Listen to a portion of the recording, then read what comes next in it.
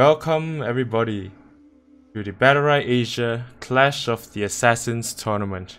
I am Chill, and today I'm joined with my good friend Loner as host of the tournament. Loner? Hello guys, this is Loner, and thanks for coming by. I'm really honored to be here with you guys today. I'll be assisting Chill with some of the castings here, and of course we're just like really close friends, and we will try our best to show you guys a best game for our prepared tournament here today. Yep. And yes. and let me just explain some of the rules, the basic rules for how this tournament will be going on. And this is just right off from the actual tournament. The team size will be 2v2. It will be 2 versus 2. And the win score will be out of 3, best out of 3. And the round time will be just average 2 minutes, as you guys always play. And the server is Asia as a default, all right? Since this is an Asian Battlerite, guys, okay. And then the team has to agree like which servers they're going to play in, because some might not have like the best situation or environment. So we will try to adjust ourselves to the best server that we can offer. And yes, and then we will be having another streamer, Natty. He's a Korean streamer as well, and he'll be also streaming in Korean. And for most of you guys here, I'll be just mainly obviously we'll be streaming in English as well. So, and that is the basic rule. And the most important rule about here is that one of the teams has to choose whether Croak or Jamila to play, and the other opponent's team will have to choose what's left. And the second player for each team can just freely choose whatever they want to play. So the theme of this Battlerite tournament right now with the Clash of Ninja Assassins is that we have to play a ninja character, and that is really important. And I'm really expecting a lot of Jamila plays, because Jamila didn't come out like really long time ago, it's the latest champion that we've received from the SLS, and we know that there aren't many experienced players as far as I know of, and I want to see some nice Jamila actions as well. And of course, Croak. What can I say more? It's the best ninja character in the game as far as I believe. And so I'm actually really expecting a lot of stealth challenge, like stealth movements in the game, you know? Like I would love to see some ninja actions today here. And let me just briefly, exciting. Yeah. And lastly, let me just read off the teams. Like I think this is really important for you guys to be on knowledge of. So that we actually organized the seed in orders 1 through 7. And do you want to do this, Chill? If you want to, That's fine. I think we can. We don't actually have to read off introduce everybody. Yeah, that's fine. Okay. All right. Yeah, we're just currently waiting on the game to be hosted by the first match. I'm not so sure who are we supposed to ask for the first match. I believe it's Team PPAP and team name, isn't it? Or it could be Shiny's game. So we're sort of just waiting right now. So yeah, we'll be right back when the lobby is actually created and the game is ready to start. And in any case, Lorna and I are actually both streamers. So if you guys you guys got nothing to do right now, you guys can check out our Twitch channels. Myself is twitch.tv/chill, and Lorna's Twitch is twitch.tv/LornaTV.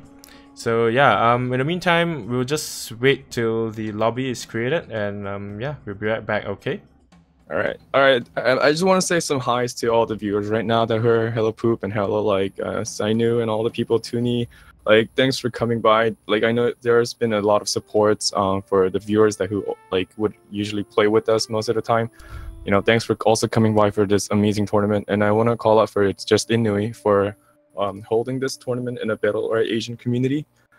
There's one important thing that I really want to announce before the tourney starts, is that the pool prize for the winner for this tournament is actually sponsored by all of your support, which meaning that if you guys decide to help us out more with the prize pool getting larger and in enriching the prize pool, you can always participate by just typing ! and donate, and then it will give you the link so that you guys can actually, you know, enlarge the amount of the prize that the winner is getting for this current tournament. All right, so we do have our donations showing up in our screens right now. As you can see, like there has been great efforts and great support and sponsorings. We really appreciate it. This is a we're trying to make this community get bigger and bigger by each day. So you guys are actually the ones who make the field of the arena here, right? So I'm just letting you guys know. Don't feel pressure, but I'm telling you that you guys can actually help us out, all right? Sounds good for now. All right. We're having just a little bit of a minor misunderstanding here. I'm not too sure what's going on. No one's adding us to a game right now, so yeah, we're just sort of just chilling here and chit-chatting with you guys, I think, until someone adds me, because I don't know what's going on. Like last time when I was casting the tournament, I was the one like who got to like add all the people who the participants and just like create this private lobby. I mean, anyone can do it. So I guess Justin Nui's doing this. Is he gonna do the lobby making thingy for us? I believe it should be Lobsterlifer. Like, I mean, usually it's the teams themselves that create True. That also is true. Alright, never mind. Maybe I'll just take it into my own hands and start creating. Yeah, that's not bad at all. I mean, it's just like one click, a few clicks, you know. Yep, there but we just have to see which teams are ready. We gotta like just see who is going first in this bracket. I believe it should be PPAP and team name should be first. Okay, and so that PPAP. means, team name is composed of Lobsterlifer and Flamman. And PPAP is Chalbumi and Aku. Okay, so I mean, you guys might not be you guys might not know how to pronounce these like Korean IGNs, but I'll just like try to call out their champions that they select so that you guys would have better understanding of who I'm talking about in the middle of the game. But just to let you know that the PPAP team is composed of Chalbumi, he's a Grand Champion player, and Agur, and he's also a Grand Champion player from the last season. And PPAP, as Chill said before, it's composed with, the team name, is actually composed with Lobsterlifer and Flemman. So I guess this will be kind of interesting, depending on which kind of team composition they bring up with. And so let's just hope that. Okay, Chill, are you actually making the room right now? Yep, sure. I am. Oh, can you invite me again? Because I don't think I got the receipt. Okay, got it.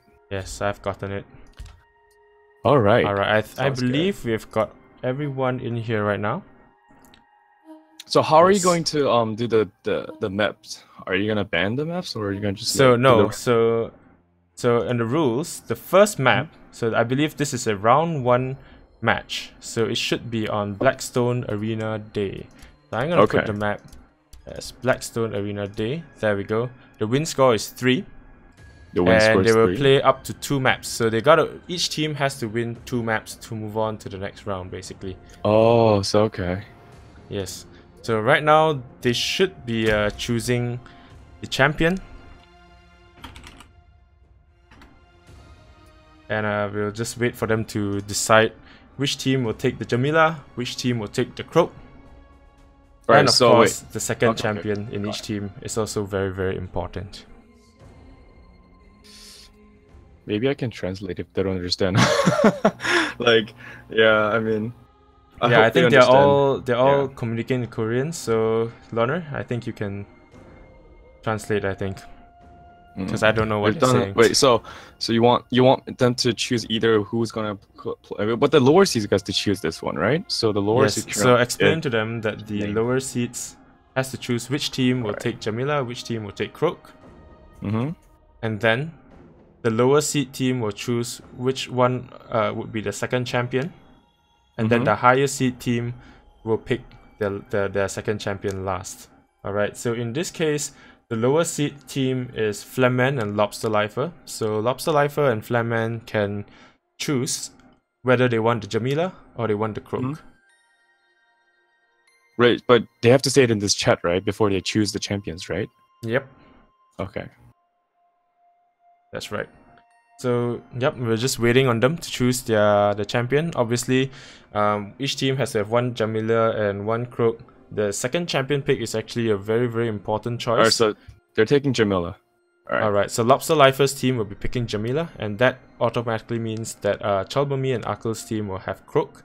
Now, I don't know which of them will play Jamila or Croak, but we'll see when we get to the champion picking phase. So yeah, have they decided on On the second character that they're gonna choose. Yep. So by right, Flamman and Lobsterlifer's team should also pick their second champion first before Chalpomi and Akul will choose their second champion. All right. Because it's kind of weird because like Flemman apparently he's not Korean, so I need to like tell Lobster only in Korean, I guess. Okay, well I'm just gonna type in English then. Yeah, sorry, a little bit of language barrier going on here. I think as far as I know, Lobsterlifer pretty much put together his team literally today. I think before this he didn't actually have a teammate, so yeah, bear with us guys. I'm sorry, the broadcast has been a little bit of a mess from the start, but hey, it's just a for fun tournament, just to test the potential of Jamila and Croak as champions, as assassin champions, and see which is the stronger champion. Another thing that I haven't mentioned actually is that the grand prize winner will actually get to have the Master Assassin title on the Battlerite Asia Community Discord. And, wait, chill. They get bragging rights, basically. I'm sorry to cut you off, but do they have to actually type the second character here as well? Like, isn't that kind of thing that where you can hide maybe during the like champion pick? Yes, pick now. They have to pick it now. Oh, okay, they have to be open with their picks, I guess. Okay. Yes, you have to be open with your picks. Okay.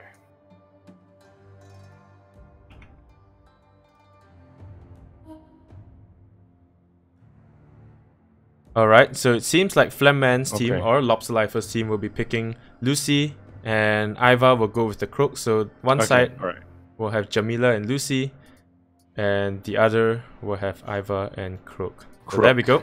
Everyone can ready up. And we'll move on to the champion select. There we go. Great. Finally, we can get our we can start our game. Yes, finally. All right. So I believe on the right side. Yes. Go on. One will have to choose Jamila, and okay, on the right side we have Lucy and Jamila, and the left side for team, what was his team name? PPAP. Yeah, yep. They will have Croak and Iva as their team composition. Yeah. And the game just had started. Let's get to the real fight for Clash of the Assassins. Here we go. Yep, finally, man, finally. It's been so exciting, like setting up all these, you know, for all the stuff related to the tournament. It's just been getting me really excited. It was delayed actually for a week.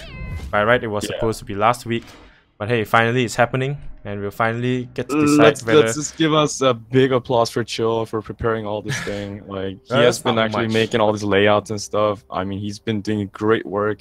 He's like he's really chill, you know. I've known him for like more than 2 years now, and I think he should really get all the credits for, you know, being part of and casting all this amazing tournament for you guys. Let's just give it a big applause for him. Yay! Thank you very much. Thank you. Yeah, you deserve it. You deserve it. Thank you, Lerner. So yeah, right now they're just picking their Battlerites. I'm not sure if you can actually see their Battlerites. It seems like Croak and Iva have already decided on their Battlerites. So pretty standard build on the Croak so far. I believe Croak and Iva are both GCs, and on Lobsterlifer's team, Flemman is a plat, so naturally the advantage is on team 1, on the blue team just currently. So yeah, let's see what happens. Alright, let's go. Alright, so they're actually pretty aggressive start by Lobsterlifer there.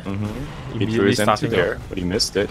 He actually wasted his Q right away, so they should be aware that the Jamila doesn't have his counter. They're sort of just having their own little one-on-ones on both sides. Okay, they're actually focusing really down hard on Lucy because they probably know that she's flat, and maybe they're just going for that maybe for... Yeah, it definitely seems like that's the plan for them. Yeah, that's the plan for them actually.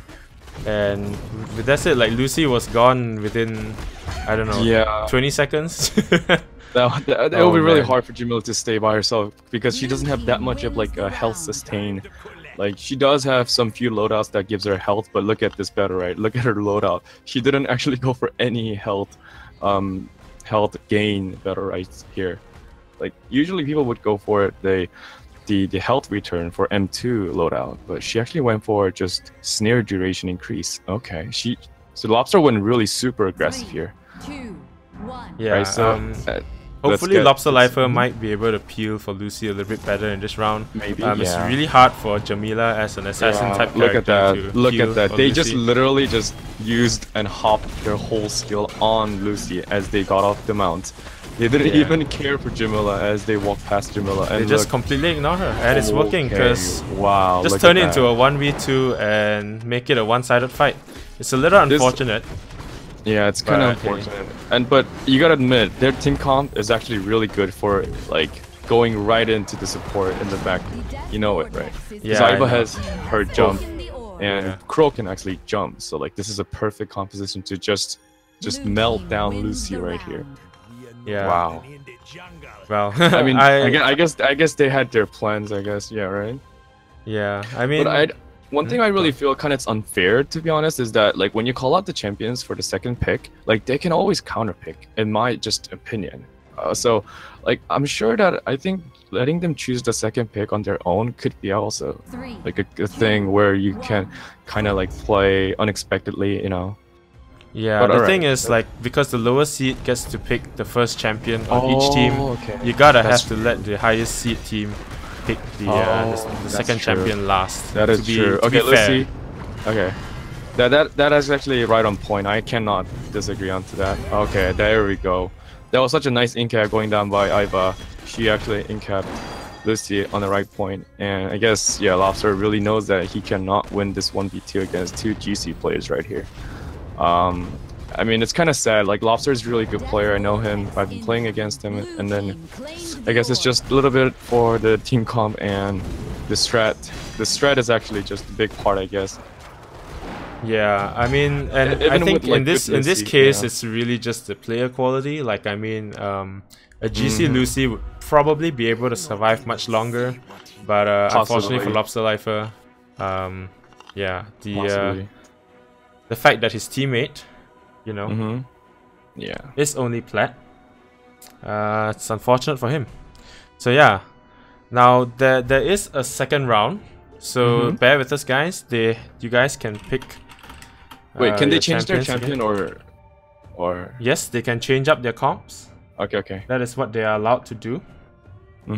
So once again, the lower seed team, that is Flamman and Lobsterlifer's team, will get to pick whether they want Jamila or Croak. And yeah, we repeat and we'll do a second match. Because right now, it is 1-0 for PPAP, or Pen, Pineapple, Apple Pen, for those of you guys who don't know. And yeah, exactly. And yeah, go ahead. Lower seat.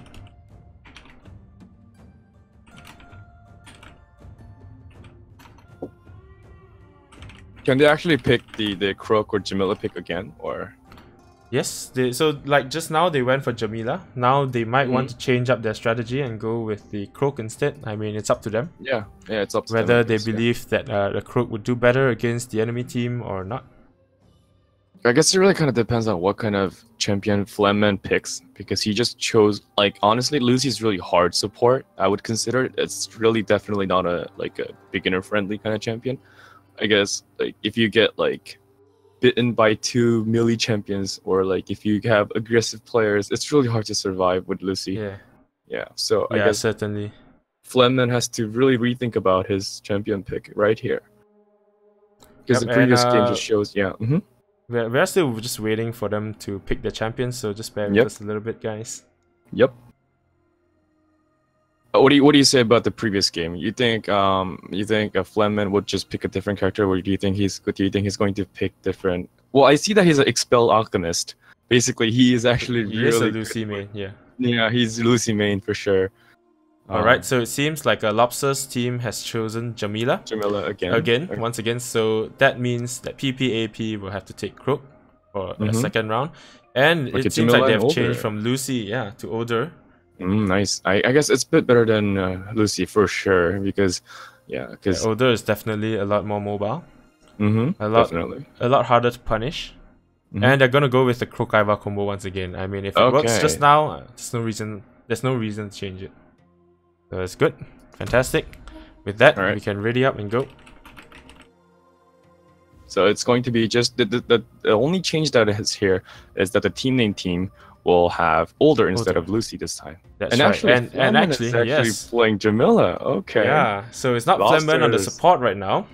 It is Lobsterlifer playing his main role, right? Yeah, as far as I know, he is an Older main. He used to main Older in the past, but he hasn't been playing recently. But I still believe that he has his skills right now. So, yeah, I'm sure he has. I mean, the GC player, muscle memories and all that. Yeah, maybe he can pull off a 1v2. Let's see. Let's see, everybody. This is exciting. This is exciting. He's not gonna go down without a fight. You know, choosing his main instead of picking the Jamila. Yes, I'm sure it's the right choice. I think, considering that he is a strong portion of the team. Like, you know, the bigger contributor to his team success. But let's just see how not to you know, make Flemmen look bad, but I mean, in a game like Battlerite, it's really down to the player's individual skill and of course the teamwork. True, that's something that we cannot, you know, it's something. Yeah, exactly. How do you think this round will go off as? Like, well, they actually have different team comp this time for the team name team. And do you think the Charbom and Agil, the PPA team, will still have the strong hands on these two teams? Well, if you ask me, considering how hard it is to play Jamila, I imagine it might be quite fast before she goes down, and it will probably mostly be down to a 1v2 on the older side. Of course, I don't want to, you know, completely discount Flemmen. I mean, he might be able to survive and possibly contribute to the fight in a meaningful way. But it seems like the focus on for Ivar and Croak has been a little split. They are no longer going entirely onto Flemmen like earlier, and it seems like Lobsterlifer's team is putting up a really good fight. Ivar is almost down. Bear in mind that every damage counts for PPAP. You know. So basically having there was there goes Ivar there. Ivar just actually shot himself with her M2 because the ammo just got reflected. Yeah, that was perfect. Apparently, perfect op control. Unfortunately for Older, the alt missed over there. Yeah, I think Croak gave up. I'm guessing because he stopped, and he's just. So from what I see, it feels like Lobster is actually trying to peel for Jamila. Like he's constantly healing her, and he's trying to petrify one of them because they don't have any healing mechanism. Meaning that if they prolong the fight, it's actually more advantageous for the Lobster's team. Yes, definitely. Yes, definitely. So Lobsterlifer's team will definitely win the long game. Yeah. So Lobster decided to cut off one of them and just petrify one of them and just like try to lessen the burst damage that they can do within that comes from the melee and range. So I guess this is really good strategy. 3, 2, 1. Yep. And surprisingly, Flemmen actually doing quite really well with Jamila. Like she's been doing really I think not to mention that Lobsterlifer's Older is doing a really good job in separating the enemy teams as well, making sure that Jamila of course doesn't just get bursted down like earlier, or like I mean Flemmen at least. Oh, but this time they're going. Oh, that's a lot of true damage onto Older, which is quite a big deal because that would mean that they need to get the orbs or the green health orbs to regen that HP. Oh, that's a big in cap, and Lobsterlifer is almost down to a quarter HP. Oh crap! What can Flemmen do to help his team? Teamwork by going down there with Croak's in cap and Ivar's M2. That just gives straight off 30-ish damage going down. Oh, another in cap just going right on him. Perfect in cap. Another in cap. Chain in cap. Oh, this is a perfect timing. Oh, what a nice teamwork just going down right there. Yeah, PPAP doing very well to adapt to their first round loss and just going down again, hitting Jamila. Okay. Alright, seems like Croak is actually using M2 really keen. Like he's actually gaining a lot of energy just from that as well. And ultimate going down by Lobsterlifer, but can this be a turnaround damage here? Oh. Croak managed to get the stun off. Oh no, Older. And he's in cap, and he actually has poison on himself, that deadly toxic. With no spacebar to avoid that poison damage from the Venom Strike. That is Lobsterlifer down. And soon to be Flemmen as well. Right. So this time what they did, what PPAP did was they didn't actually just go straight on Jamila. They actually focused Lobsterlife instead. And I guess when you focus down on support, you basically have to use all your mechanisms just to survive off of your own. And so you basically don't have that much skills left to help your teammate. And then they actually turned around by attacking Jamila suddenly, and that kind of like gave the chance to deal more damage on Jamila. Yeah, pretty much. Alright, so the third round begins. 1-1 so far in this map.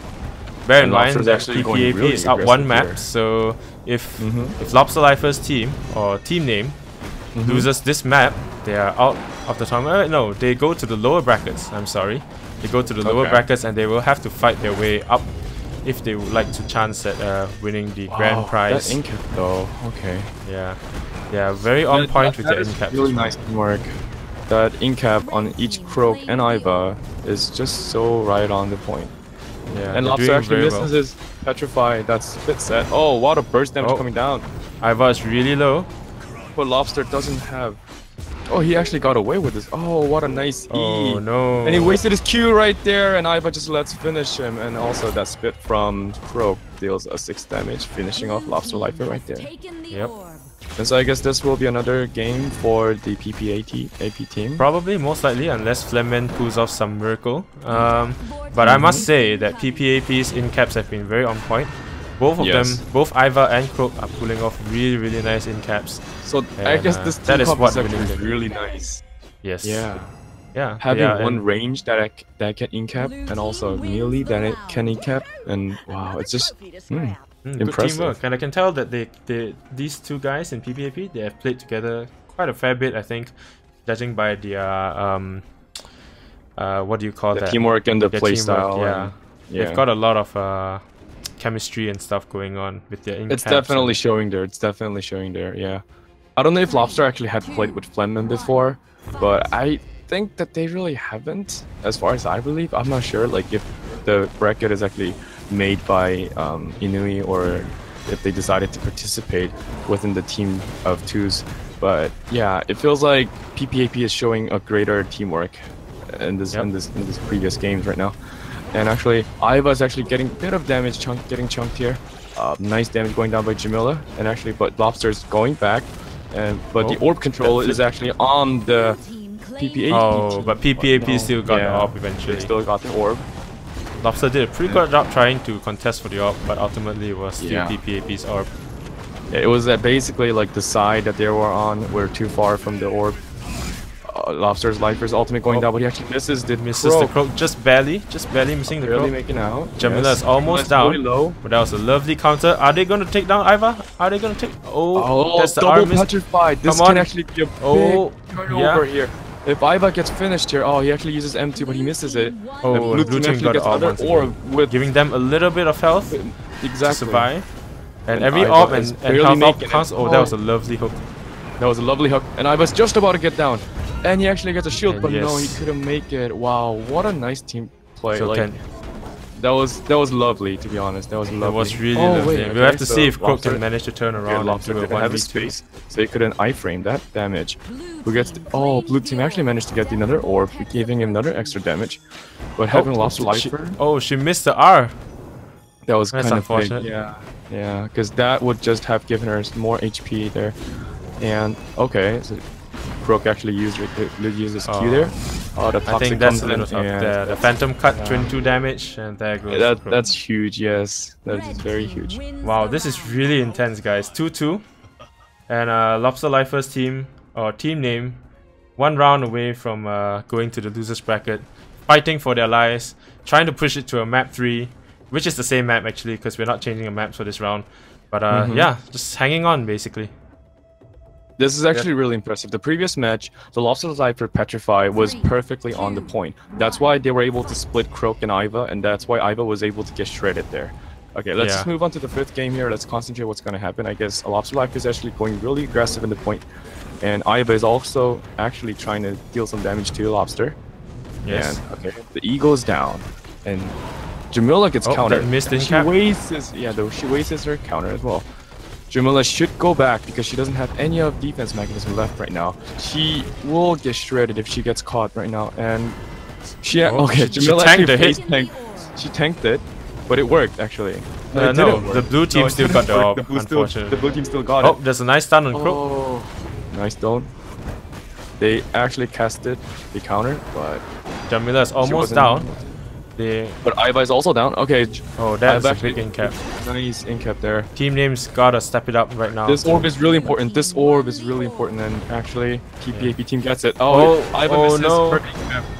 Oh, nice in-cap going down, but actually Lobster hit it right away, so that didn't work that much. Okay. Oh, Jamila.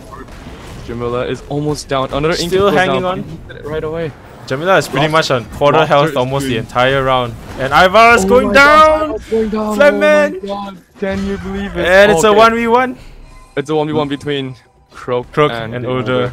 So much for Clash of the Assassins. It's clash between Older and Croak.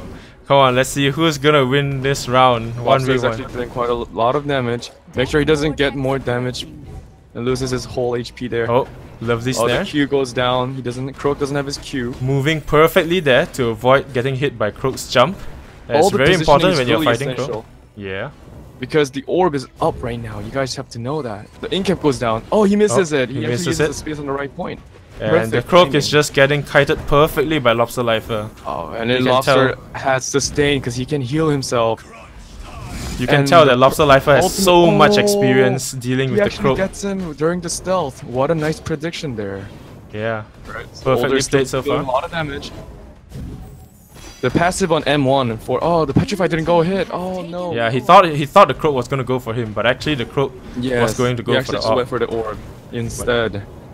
Alright, very low on the very HP. lovely. Oh, they know it. He knows that he's gonna go for it, and the time bomb will explode. Oh, there we go. Map unfortunate. 3, everybody. 1-1. That was really clutch. That was a nice scene there. That's a Lobsterlifer. really clutch play by Lobsterlifer. It seems like PPAP 1,500. might have to change up their strat a little bit, because clearly they cannot deal with Lobsterlifer's Order with this comp. I mean, it was really close, but Fleming did a pretty good job in surviving He and did of course really good dealing enough job, I damage gotta as admit. Jamila. Yes. Oh, third round. Oh wait. The Augur seems like he's trying to choose which character is gonna choose. Yeah, but play. Lobsterlifer's got to choose Yeah. first. Lobster has to choose Yeah, as usual, because the lower seed Okay. has. he says to wait. All right, we'll give them some time. So currently, let's just take a look at the brackets for now while they take the time to choose what champions they'd like to use and all that. And it seems like the winner of this team, of this next map, because they're 1-1 right now, will go on to fight Shiny Fools. And it seems like, yeah, everyone is pretty much just waiting for us to finish this map. I think no one sort of expected for this match to go on so long. Well, at least I didn't. But well done to both teams. They both did really, really well, I think. And yeah, it seems like, okay, they have picked their champions, I think. Lobsterlifer's team has picked Jamila and Odor once again. No reason to Alright, change. can you give me a second, please? Yes, go on. You can proceed with the stream. Alright, so yeah, now we're just waiting on PPAP to choose their second champion. And we can go ahead with the match the moment they've picked their team. Iva, okay, so they're gonna just stay on with the Croak and Iva comp. And I think maybe they might just change up their strategy or something and you know, go from there. I think perhaps maybe that's what they're comfortable with. Personally, I'm not too familiar with the two players in PPAP. I'm not sure what they can play and all that. So I'm gonna guess that they are both just really comfortable with Croak and Iva, and that's why they've been going with it for all three maps basically. So currently I'm just solo casting. I believe Luana had an emergency. I'm back. I'm sorry, guys. Yeah, I just had a little bit of emergency. I'm back. Yeah, Don't worry, and guys. he's back. Okay. For a while, I was like, oh no, Thunder ditched me. What am I gonna do? No, I won't ditch my friend. Don't worry, man. Great. Alright, so it seems like, okay, so Lobster still chose the older. Okay, they're going for the same team comp, I guess. And yeah, I guess, yeah, the Augur was kind of a bit arguing about, like, why can't they choose Jamila? But apparently, for our tournament rule, the lower seed gets to choose which character they're going to play, either Jamila or Croak. So I'm sorry if you're in a higher seed, if you've been in a higher rank in the previous season, well, you don't really have your chance to choose which character you're going to play, but you still have your chance to choose your second character freely. So if you feel like you have disadvantage, you can choose your strong pick for your second character. So I guess that's pretty evened out, I guess, right? Yeah, that's right. Because like the higher seed team still does have the last pick, and I think the last pick actually matters more. If you ask me, the advantage is actually on the higher seed. If you ask me, because yeah, I kind of believe it too. All right, here goes the nice pull going down Jamila, but she gets E countered, and okay, so I guess Jamila is actually Croak is actually doing some nice job there. Yeah. What they have to do is that they have to really focus on either of them because they really have no sustain. If they drag this game to the late games, they're gonna have big disadvantage. As you can see, Iva is having a bit of a hard time here. Nice block going down by Lobster. Nice. Yeah, Iva's gotta get those in caps, man. She's been missing that it. is really important. They need to split and they need to stop the support from the healing Jamila. And they actually did hit the EXQ right there. Oh, and the double in cap onto Odo. Are they gonna burst? Oh, that's a lot of burst damage onto Flemman. And there goes he got the stun off. But then he's going too far in. He should have gone a little back there, I believe. And the end cap. The end cap goes down on the Croak. Unfortunately for Flemman, he's in a terrible spot and he got stunned as well. Oh no. Okay. Alright, so seems like TPSP. Yeah, I believe that when Lobster used his ultimate for Jamila, she should have been backed out and kind of like wait for a different opportunity to engage back in. But she actually just went right in and tried to stun Croak, and that just kind of didn't work out too well. Yeah, I think I like the aggression.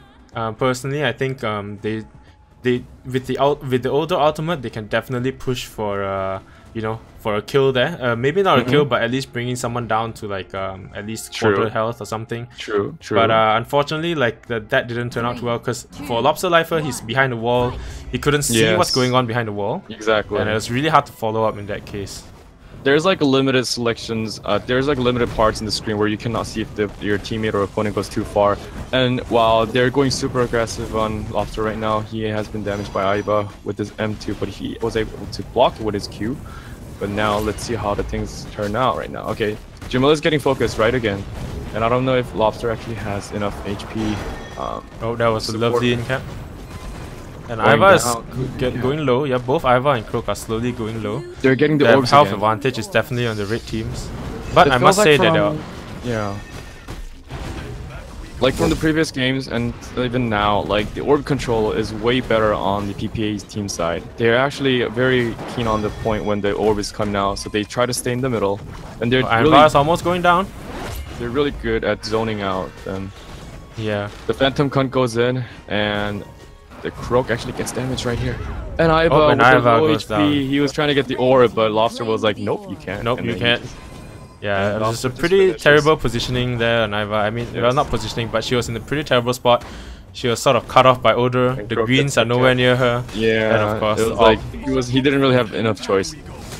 Oh, wow, nice iframe of both Lobster. Just actually iframing both of him and himself. I mean, his teammate. Wow, nice play.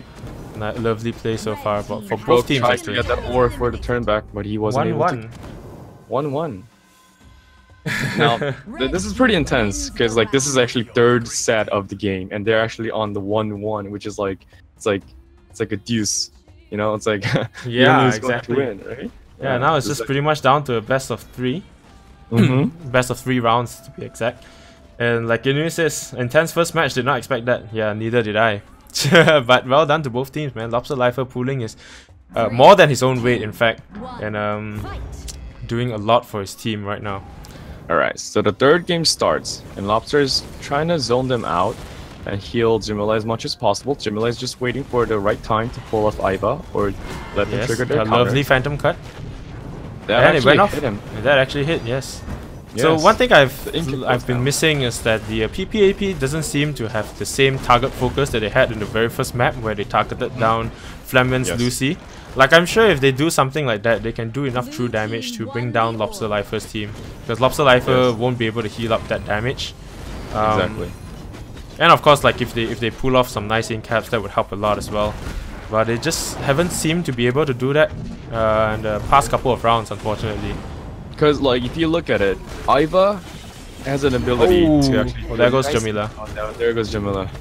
Because Iva is the one who has to actually maintain and like just take the control over the game, because she has the range and she has the ability to incap anyone from the range. While Croak might be a bit tricky to put down that incap and his Q stun right there. So it really depends on how Iva gets to play. And right now, Jamila got shredded. I don't know what was happening with Lobster. Was he fighting with Croak? He got incapacitated by Croak. he got incapped. Okay.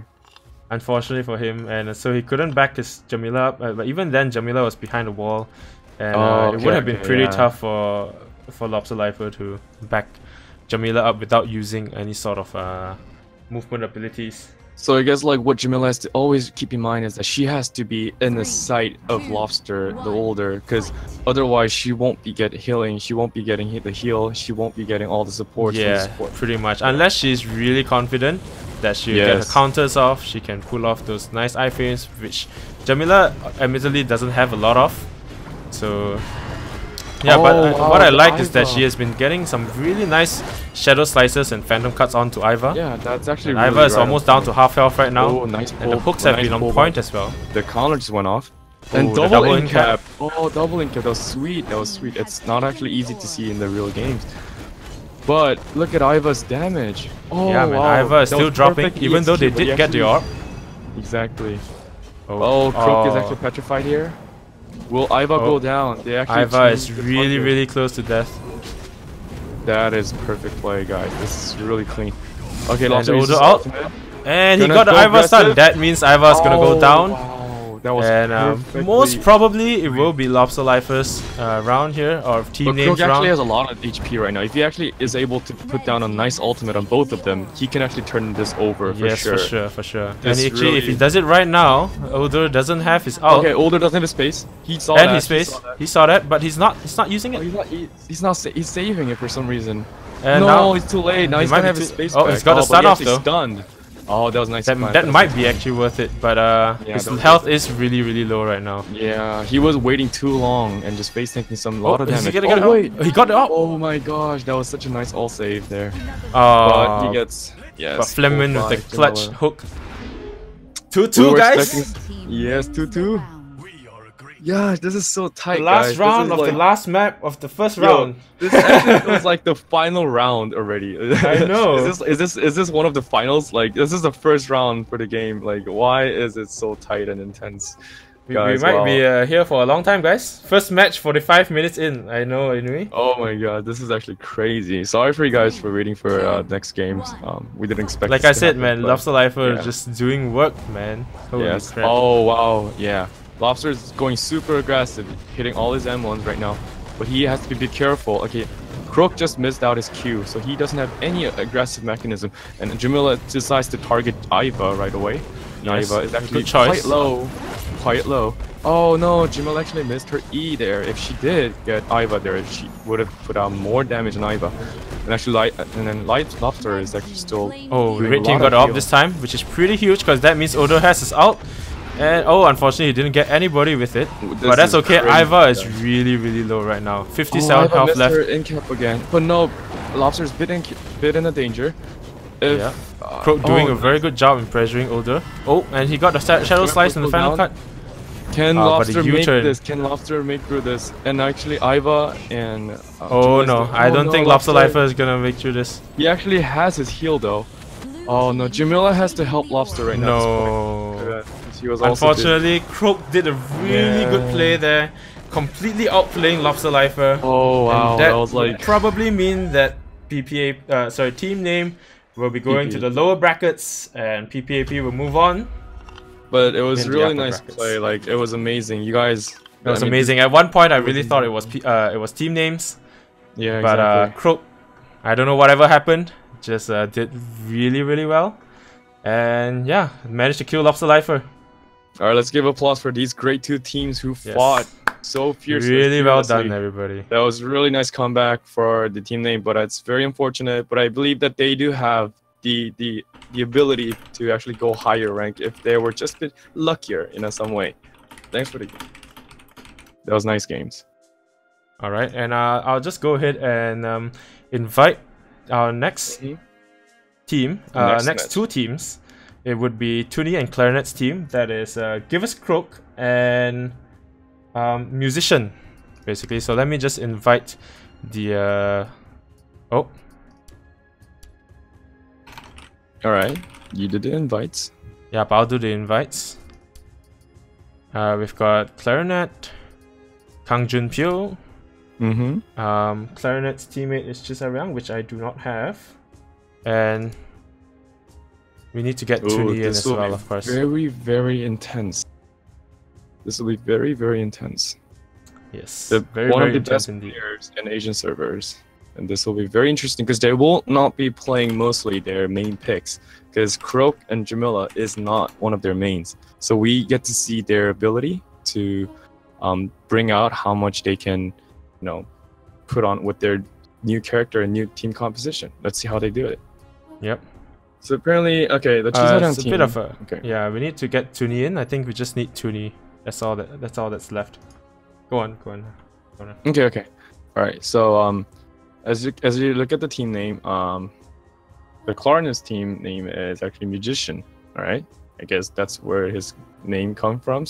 Clarinet, and kangjunpyo and Tunni will be playing Give Us Croak. That's a nice team name, honestly. Yeah, it's really fitting as well because Tunni is Go on. Tunni is actually a Croak player, so we will be expecting. I guess I don't know though. I mean, because clarinet team is actually on the lower seed, so they get to choose whether they want to play Jamila or Croak, and I believe that they will take the Croak because they know that Tunni is a Croak main. So there's a bit of a psychology that goes down there. So let's see what their picks are. All right. Yeah, or if they have like if they're not comfortable with Croak, they might very well just pick Jamila. I mean, exactly. It really just depends on what their plan is basically. So it's hard to say. I mean, it's what they would actually decide to do. But I think we've got everyone in here. Yes, fantastic. We do. There we go. And just for people who just came in right now, this is a Clash of Assassins tournament. It's held by the Battlerite Asian community, and we are all here to support, and we're streaming so that you guys can have this amazing fights between really good players.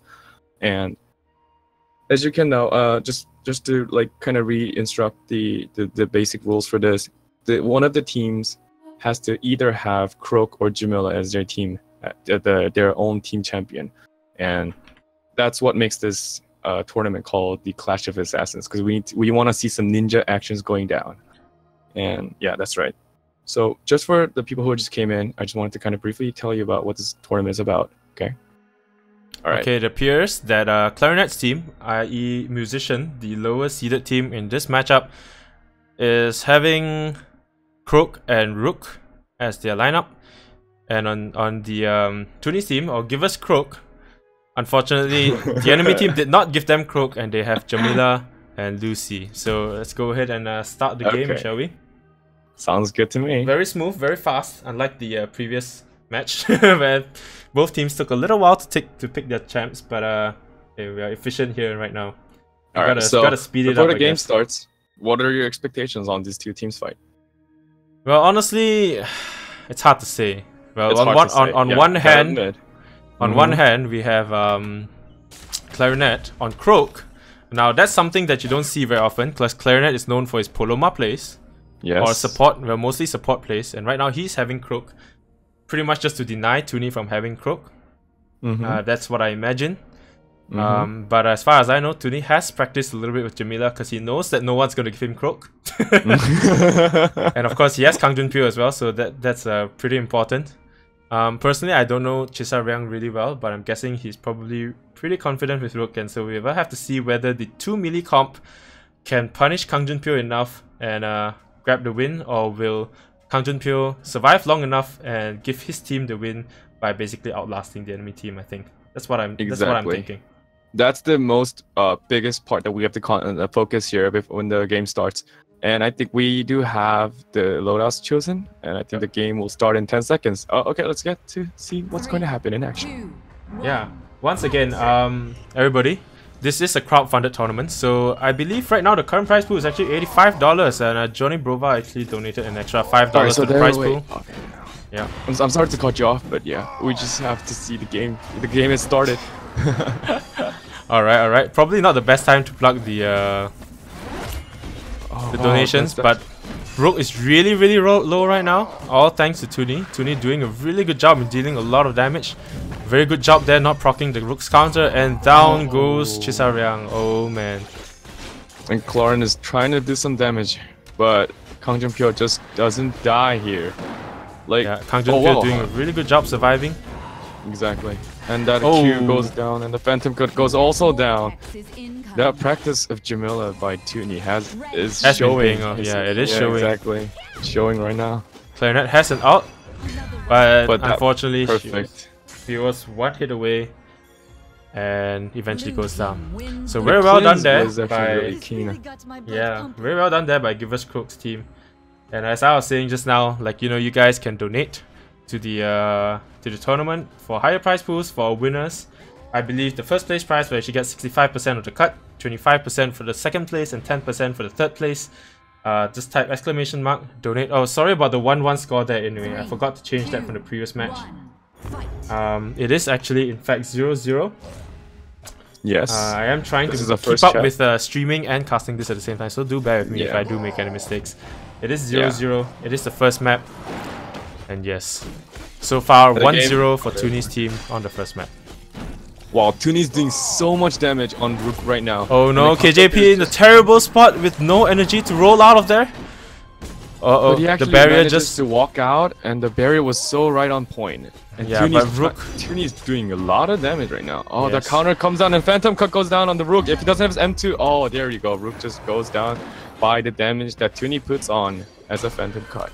Yeah, unfortunately for Clarinet, as good of a player as he is, the inexperience with Croak definitely shows. And that lovely clarity potion there to basically remove the camouflage. Tunni very smartly there using his ult, knowing that Croak has used both his E and his space bars, and punishing Clarinet for pretty much all of his HP. That was nice play going down there. So I guess I really believe that Chisarang has to play really carefully on this point, because he actually uses his counter too easily. And, you know, especially against a player like Tunni, the person who has played a lot of melee characters, it's not really wise to just use your counter that easily. You have to be less obvious and use some counter logic when you're actually fighting against melee champions like and Tunni, especially being a Croak main, he's really good at, you know, last minute cancelling a lot of his stuns and his abilities as Jamila, and they do have to be very careful with that. Yes. And not to get cut off. So as you can see, Rook just wasted his Q there. And he gets unnecessarily. The mouse 2 counter and his spacebar are all down. And there you go. Rook has nothing right now. And Clarinet and Tunni knows that, and he's going straight for Rook. It seems like Tunni is also, of course, waiting for Rook to mouse 2 all the time, and that's when he will use his counter. He's done it twice this round. That is just so clean. Yeah. So what do you think? Like, Clarinet has to really pill for Chisarang, but he can't, because he basically have to, you know, focus kangjunpyo. Otherwise, you know, kangjunpyo will be just healing Tunni in the back, and that Lucy's heal is just a mess. And nice pull going down by Tunni there again with their E. That just made Chisarang stay longer in the Lucy's ultimate, the toxic. Yeah, that was lovely play right there. But it's probably pretty hard for Clarinet to come back from this. And the first map will go to Give Us Croak. Give Us Croak. Well played. So what do you think Musician can do to come back in this matchup? I mean, they're 1-0 down right now in the map. First, like, I'm not sure if Rook was the best choice for them, because Rook, I mean, if they're going to choose Rook, I think the Rook's play has to be a bit better in a way that they have to fake. You know how Rook can fake his space and like cancel it in the middle to take out their counters and stuff? Like, those kind of mind games and mind plays is really required right now at this point, because otherwise they're gonna just like put Tunni in the front and Kang will just stay in the back, and unless you just jump right into Kang, you know, it will be really hard to kill Tunni in the faces. And like, Clarinet is playing Croak, so he cannot really save Chisarang unless he just puts down Q and stuff. Yeah, and right now it appears that Clarinet's team has picked Croak and Blossom. So I believe it's probably Clarinet on Blossom. Yes. And now we're just waiting on Give Us Croak's second pick, basically. And it will be a Blossom as well. So it will be Blossom, Jamila versus Blossom and Croak. So there we go. There we go. I believe it should be Clarinet on Blossom. Yes, it is Clarinet on Blossom. He's finally picking his support. I was about to say earlier that for musician to come back in this, I think Clarinet must play his main role. Just like how Lobsterlifer did in the previous match that we casted. They have to play their main roles to basically have an edge, because the inexperience really shows if you're not playing on your main role. But there's one thing that you have to find your interest here, because think about it. The previous game, Turboman and Agur, their mains were initially just melees and range, right? But kangjunpyo right now here, his main is actually support as well, and he's really well known for support plays in Asian server.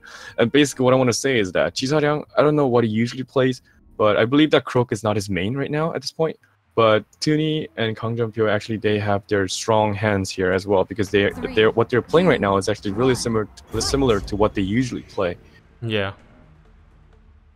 Naturally, I mean, Clarinet's team being the lower seeded team, they are the underdogs in this matchup. True. Naturally, they will have to basically put in a lot more effort in trying to win. That's what the seedings are for, you know. And so yeah, definitely a little less one-sided right now with Clarinet on Blossom. Definitely keeping his team up. Clarinet has been putting a lot of damage. Oh my gosh, that first damage. But Tunni did manage to find an opening and punish Clarinet heavily for it. And Kong actually put down really nice E there with the extra stun durations. Oh, and blue team actually gets the orb. Wow. Surprisingly, I thought Clarinet would just get it because she... Yeah. She actually was hitting the orb with her ultimate, but she wasn't still able to get it. Yeah, but here's the thing with Jamila, right? Jamila has such fast attacks, even though they're low damage. You can... When the orb is really low, like earlier, the orb was like 2 HP for like a really short moment. And Tunni did manage to grab the orb with a really fast mouse one there. And even though the second orb going towards blue team, it's really fast hit, yeah. So do have to bear that in mind. Usually the larger bursts are easier for taking the orb, but in this case, sometimes fast attacks helps as well, even though they're low that last tick for the orb, that's what they needed. Nice incap going down by Tunni again. That EX space just was unexpected. And actually Croak is getting a lot of damage here, and I don't think Clarinet is able to reach. No, he actually got incapped right away as soon as she used her ultimate. And there's both spaces committed, and this is a terrible spot for Clarinet. And Chisaryang goes down. This is not looking very good for Clarinet's team or musician, I should say. Just look at how kangjunpyo has like 100% HP right now. Like he was able to focus, you know, the enemy's team and still be able to manage his HP maintenance. Like, what a great support. Yeah, as far as I know, Chisaryang is a diamond player, and it clearly shows that he's just unable to pressure kangjunpyo enough. And yeah, that's what's causing the one-sidedness of this round, I'd say. Yeah. It's a bit fun. I mean, it has been more tight game like compared to the previous game. Like, you know, they're actually doing some works here. But as long as they, you know, drag this game into the end, I guess the support plays a bigger role here, depending on how to, you know, maintain the teammate and all that stuff. So I guess Kong actually played really good on this game. He was able to put a lot of pressure on Chisaryang, and they were doing such a good team fights here. Yeah, both sides playing, I think, their best probably, but of course the advantage is still in Give Us Croak's favor. Yeah, true that. Oh, Clarinet gets pulled, but Tunni doesn't go in. Oh, that was a lovely counter. That was so fluid, and I wasn't even expecting it. I was like, oh, Tunni is about to get stunned here. No, he just turns around and counters that. It's like, nope, He was expecting it. He was expecting it. Completely, man. Completely out-reading his his art, but he actually... that was a bit short range for his space right there for the incap. Oh, nice pull, but no! Clarinet actually expected it, and she used EX space right away to get the last orb. That was like only 5 HP left. I think Tunni was about to get it, but he couldn't. Yeah. Oh, Blossom's EX space is really awesome for taking the orb. 25 damage is awesome. And the knockback. Within the push as well. Yeah. Oh, right now, Tunni you just saw half Clarinet health? faking. Tunni's half up. I think kangjunpyo has to save him, but he's kind of a bit far away. And Chisarang is going deep in. Oh, and Tunni changing over. really Nice love the burst team. damage. Oh my god, Full that- on the right stun. You can tell just the amount of teamwork between Tunni and kangjunpyo. The moment Tunni engaged on Clarinet, kangjunpyo goes in, punishes Clarinet, and Clarinet from 100% HP down to 50%. Just like that. That was a perfect pull, just going down by Tunni, because that stun on kangjunpyo wasn't really gonna hit Clarinet, but as soon as Tunni pulled her back in, you know, she was inevitable to get that stun right there. Lovely dodge there by Tunni to avoid the Venom, 38 damage. Amazing. Croak. Amazing play there. This is I would say musician's Nice best performance so far in the matchup, but unfortunately it is still Tunni's team. Like, still too if you much see like the effort. biggest difference between like a high rank player and like mid player, the biggest difference I see is that the burst damage. Yeah, the And openings. the timing. Yeah, The the openings. timing, That's really that's what creates the big difference. Because in this game of Battlerite, you need to do burst damage to cut down the whole life bar. Yeah, Because exactly. if you do like bit of a damage, they will just heal back up, and then it will just be nothing again. But if you actually Exactly. burst down, you know, you will eventually win the game at the end. And I guess that's what Give Us Croak team is so good at right now. Yeah, just the moment kangjunpyo sees Tunni found an opening, he goes in as well. He's like, you know, And nice no pulls going point, on. no point saving the escapes. Let's just do that true damage, bring Clarinet now down low, and yeah. Tunni's doing so well. Wow. And look at kangjunpyo just solely pushing out. Yep. Shisaryang. He can't do anything. Honestly, as a support player, all you want is space, and kangjunpyo just has lots and lots and lots of space right now. Chisarang Look just at him, he just unable knows to provide the everything. pressure that his team needs onto kangjunpyo. Like, if you see like kangjunpyo's moves, he literally doesn't waste any of his skills. He is so right on point. Like, that's what makes it a really good support player as well. Like, you need to be really keen on the point. As you see, when Croak jumps, it uses his space. Kang uses his charged weapon right on the Croak, giving him weakened, debuff, And the that snare. just makes Yeah. and the snare as well. Oh, the same timing with the ultimate. Oh, wait, unfortunately for Tunni, that was that did not connect. but he still thought got that off, though. Chisarang would move. Yeah, Yes.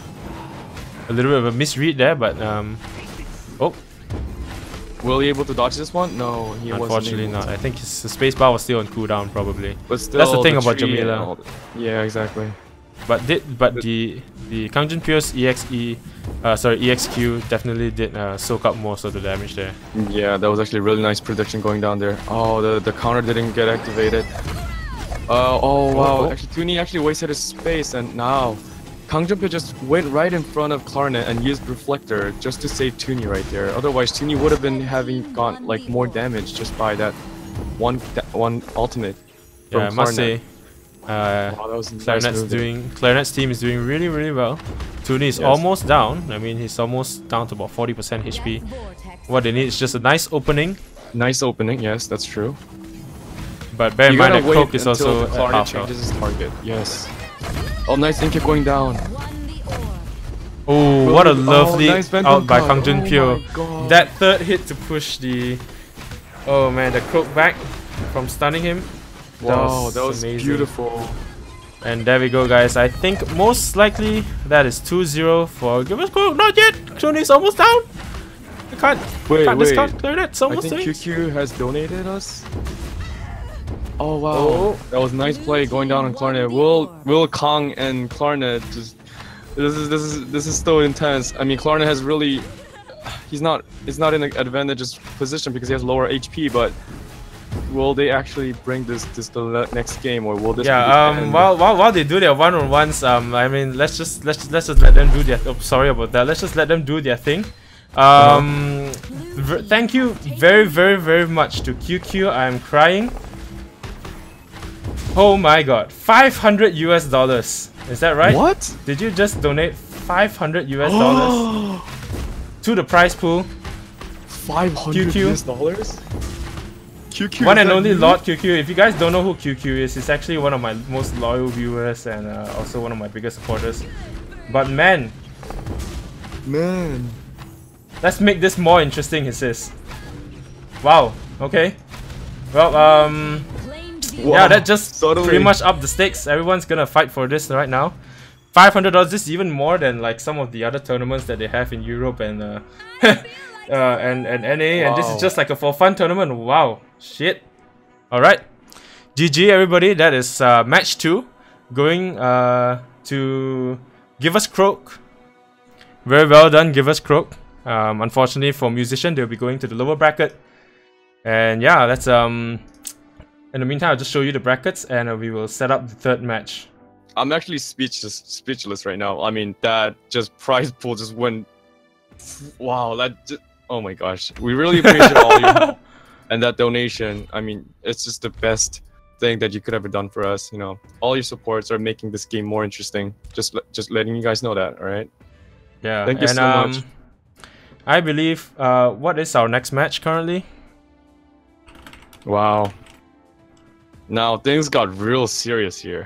Things got real serious, guys. Oh man. Things getting really serious here. Yeah. Thank you so much for the donation. $585 at the prize pool right now. So the winner for this tournament will actually get so much money. Yeah, let me just give you guys an update, alright? Let's talk about this a little bit, alright? So the first team is actually gonna get like 65% of the share, right? So 585. That means that the first team is actually going to get $380 that they can split between the 2 players. That's $190 for each player, alright? And even the second place is not going to go home with nothing, alright? They're both going to get a total of $146. Then that means each player is going to get $73, and each player in the third place is going to take $29 or so each. So yes, even the third place, you know, it's gonna get quite a lot of money, guys. So yeah. Right, chill. I'm sorry. I think I'm gonna participate here. Yeah, you're just gonna ditch me and I'm sorry. And participate. Are you? Like, yeah. I'm just kidding. Oh, thanks man. again. Thank you so much for the donation and your support and on your all the sponsors. Yeah, like, it's amazing, man. It's great. QQ, I don't even know how to thank you more. I mean, I know this is a little bit personal. Like, I mean, QQ is actually like one of my top donators, even on my channel, and so he's like a super big supporter of mine. And all of a sudden, he comes along and donates another $500 to a Battlerite Asia community tournament, which he can't even join himself, being all the way in Canada. I'm sorry, I did tell everybody where you which country you're from, but hey, I gotta give you a little bit of recognition, I think, QQ. And, he deserves it. Yeah, $500. Oh man, things got more serious now. Things did just get a lot more serious. So this is a lower bracket, I believe. Okay, so right now we have PPAP against Shiny Fools, and I believe Shiny Fools is actually the higher seed. This is the winners bracket actually. Yes. I just remembered. Yes, this is the winners bracket. Up between the round 2 of the winners bracket, so it's still an Orman Temple night, because that's the way the tournament is fixed. All round 2 matches will be on Orman Temple night, and yeah, pretty intense fight here, I think, because Shiny Fools is actually the second seeded team, and PPAP is actually the third seeded team. So very intense match. I don't know if we will get something as intense as the first match as we saw earlier. Alright, so you should ready now. Everyone is ready. Let's go. Everyone's ready? Everyone picked their champs? Oh wait, shit, I think yeah they did. They're Jamila and Iva, and I think Shiny and Ufos will be playing Croak and Bako. Yes. Alright, okay. The team for PPAP, they'll be playing the same composition that they played in the previous match. And Shiny and Ufos. It was Iva and Croak earlier. Oh, that's right. Yeah, now it's Jamila and Iva. Okay. Oh yeah, because they wanted to play Jamila before, right? Yeah, but I think because they were the highest seeded team, they couldn't choose. Yeah, now they can choose now. Okay. Yeah. Ooh, that means I think the Turbo Me, the Jamila player right now, I think she has something to show with Jamila. I guess she's confident with her, right? Maybe, or maybe they know that ShinyKnight has been playing like a lot of Jamila recently. ShinyKnight has been almost exclusively solo queuing with Jamila. Yes, and, that's true. And so I think at Champ 5, I think that's the highest rank that he's gotten so far in the solo queue, at least in the season 1. And yeah, all 4 players, in fact, all GC, all 4, I think, according at least to last season, around the same global rank, roughly. Of course, Yufu's just a lot higher than the other 3, but the other 3 are around the same sort of solo queue rank. So this will be a pretty intense match. Pretty exciting, I think, hopefully. And yeah, and if you guys don't know, Yufu's is actually part of the team of the Battlerite Asia 4 tournament champion team. And he did really well in the last tournament with his Bako play. So yeah, he's back with Bako, and we'll have to see what are they gonna do here. So no supports on each team. Both teams having DPS champions. Oh, very lovely. Really iframe there by Jamila. Since there are no supports in this comp, if you make any mistakes here, there's no going back.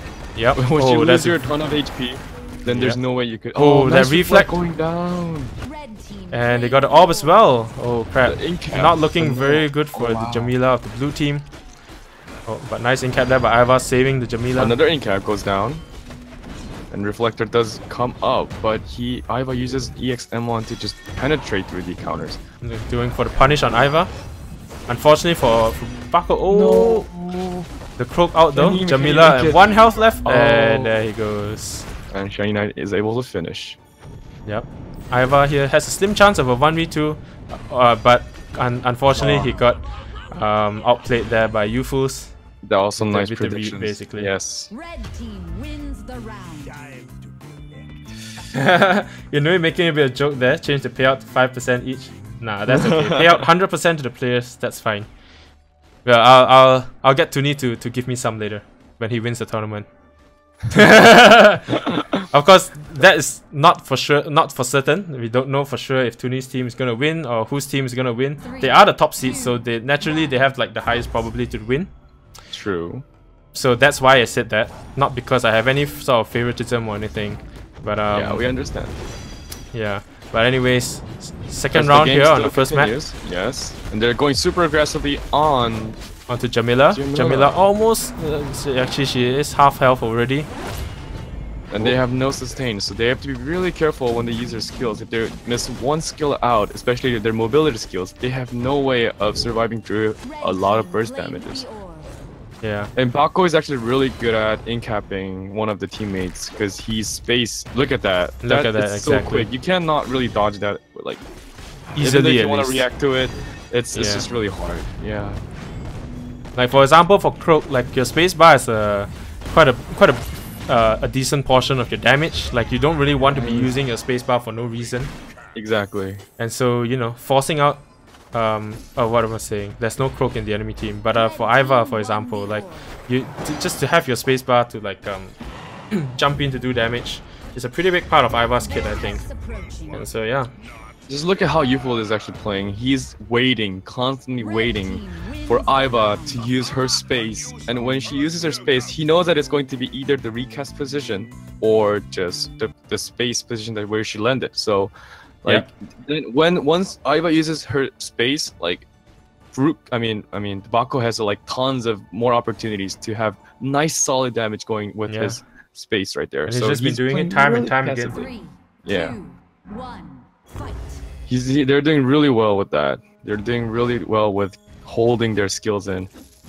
They know that they don't have any support or heals, so they are being super careful. Nice canceling going down by Yufuls to deny the counters and stuff. Nice stun on Jamila immediately. Down.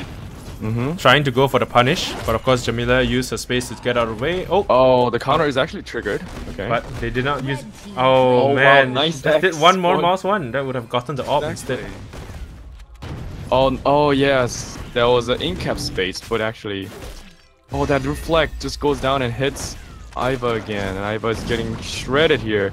He uses R, but that's not going to save him. There you go. Once again, wow. As we said, like Iva, when he does the return jump, yes, Yufus just jumps onto exactly. Iva he waits immediately. For it. Yeah, exactly.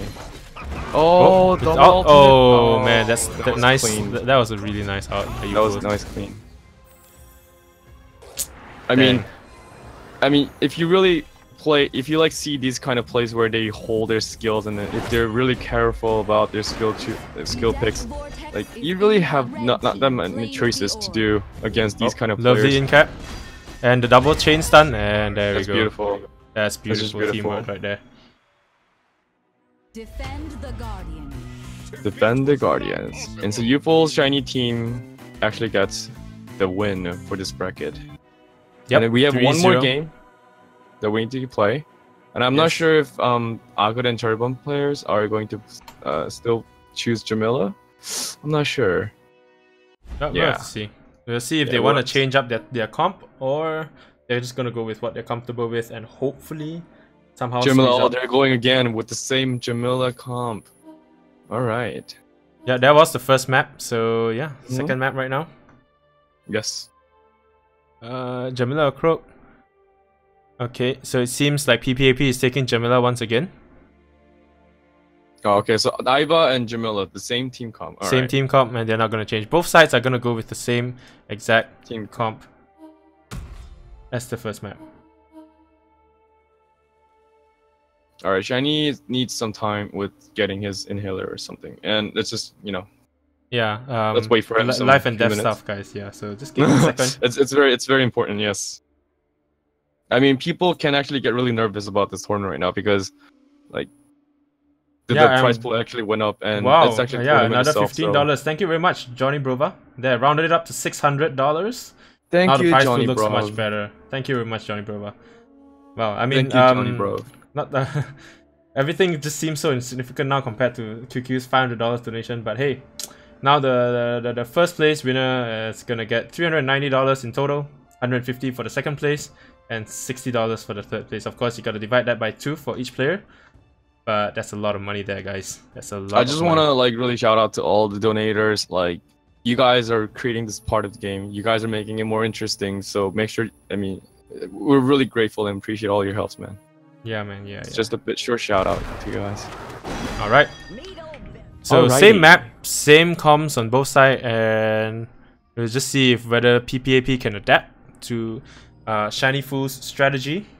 Because currently, Shiny Fools are doing a really good job keeping the pressure on to PPAP, finding all the right openings, finding all the to get that punishment in, dealing all the true damage, which both teams have no support, so they can't just heal up easily. They got every AWP matters as well. Exactly. And so yeah, we'll have to see what PPAP can do to come back into this tournament. The second set starts now with the first round.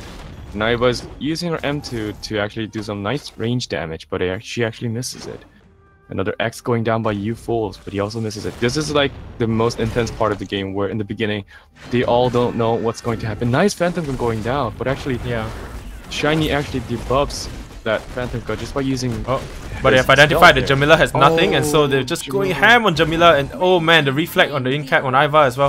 Holy crap, and another follow in-cap. They're gonna ignore him, but no, they're not gonna ignore him. But a double in-cap? A nice double M2 going down as well. Nice. Youthful's down to 50% health. That was perfect timing. Yeah, the double in-cap was huge for PPAP. Nice in-cap, another Q going down. Finding a really good opportunity to Aiva. Oh wow. Aiva down really low. 27 health. They have to be a bit careful here. If they go too aggressive, they can actually turn over the game. So is that a misclick by Bako? He just stomped nothing there. Oh, nice. The reflect into the little dash. And that was what finished off Aiva. And that Inkip goes down sweet, but Aiva doesn't have that many HP. Can he actually get this orb for extra HP? Can he? Nice AWP control there by Shiny Fools. And Jamila has all his jobs left. He actually uses EX space but doesn't go down. And the ultimate goes on. They know that he doesn't have his space and he's inevitable to get that damage. And nice hammer, X thrown at Jamila. Round 1 I honestly, of the map 2 going to Shiny Fools. This is my only opinion, but I believe that even though Youthful might seem like he has a big advantage because he's playing Bako against Aiva, if ShinyKnight isn't pressuring those two, Aiva and Jamila, I mean, you have to force Aiva to use her space, right? Yep. So it's actually Shiny is actually doing a lot of work to pressure Aiva and making her use her space. So yeah, what they're doing actually is really nice teamwork. Yeah, of course. In the 2v2 tournament, like I mean, both players contribute 50% of the team, right? And so both players have to contribute almost equally as much if they want to have the highest chance of winning. But Iva down to 40% within the first 20 seconds of the round, and Croak as well. Oh my god, this is just so one-sided. What happened? They did a pretty good job sustaining themselves in the first round, but within, I don't know, less than half a minute, Jamila is already down. This is like really amazing, like the way how they actually engaged. And the in-cap, probably followed by a chain stun.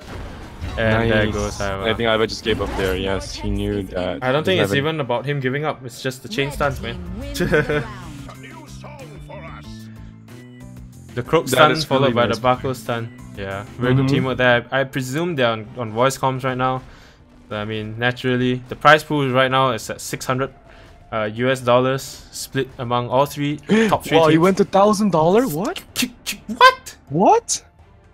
Oh my god. What? Who? What? I believe it's QQ again. Oh my god.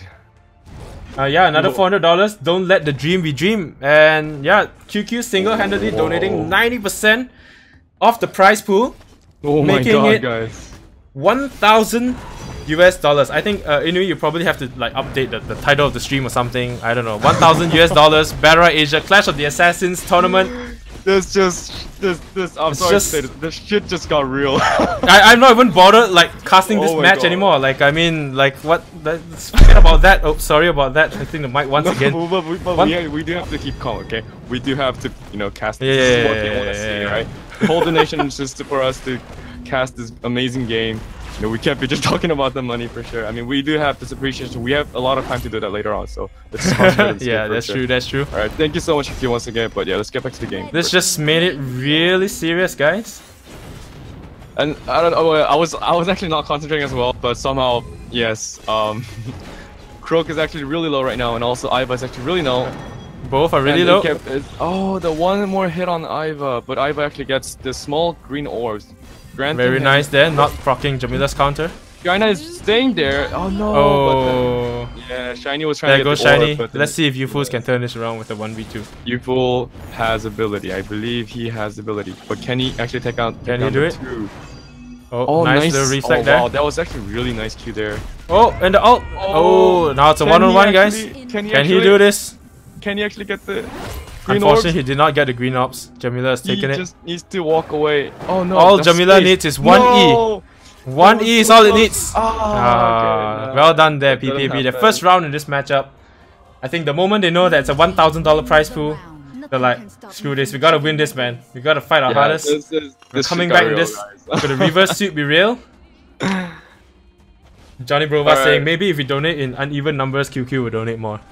I don't know. At this point, I feel like I don't know, man. Let's participate. I know, right? I know there are a couple of people who actually dropped out of the tournament. Like maybe they have something going on and like they. But right now, I think maybe, they might be regretting it, man. $1,000, they have a chance at it. Even this is really interesting now. Yeah. Alright, so let's just concentrate on this game for now. Okay, so the game has started, and then actually Ufool and Shiny is getting a lot of damage going down because there was a nice Shiny down to less than half health. Yeah. PPAP doing really solid job taking the health down. Oh my god. And down. Wow. That was a nice burst damage on Iva and Jamila. What happened, Shiny? Is he having some hard time with his... Yeah, Shiny just got shredded there. Nice teamwork. That was just purely nice teamwork. I couldn't say anything else but that. Yeah, PPAP finding the teamwork that they needed to come back in this map. 2-2 so far in the second map of this round. Oh man. Yes. Look at Chinese score. It's like 52. He just had no chance of damaging or doing anything, man. Yeah. Are they maybe misplaying? Shiny Fools? I don't know. I think he just got so nervous just because. Yeah. Or I mean he did say he needed his to get his I think he's having maybe his asthma attack. I don't know, man. Let's see what he can do here to come back. Let's hope that he can play. But look at that damage going down on Bako. No, Bako actually uses his space earlier than Iva's, and that's really a disadvantage for Bako man, players. Bako down to half health. Are they gonna punish Bako? A nice stun going down by ShinyKnight with his Q, but can he actually get Jamila out from this game? Youthful is actually very low, and the blue team gets the orb.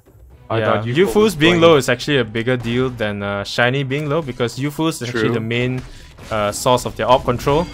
Yes, so exactly. him having low health means that he's not as able to contest for the orb, and there down goes Youthful's, and that most likely means PPAP is gonna take the second map of this round. Yes, that's right. Oh, these are really intense, guys. I mean, after all, it is the second seed and the third seed right now going up against each other.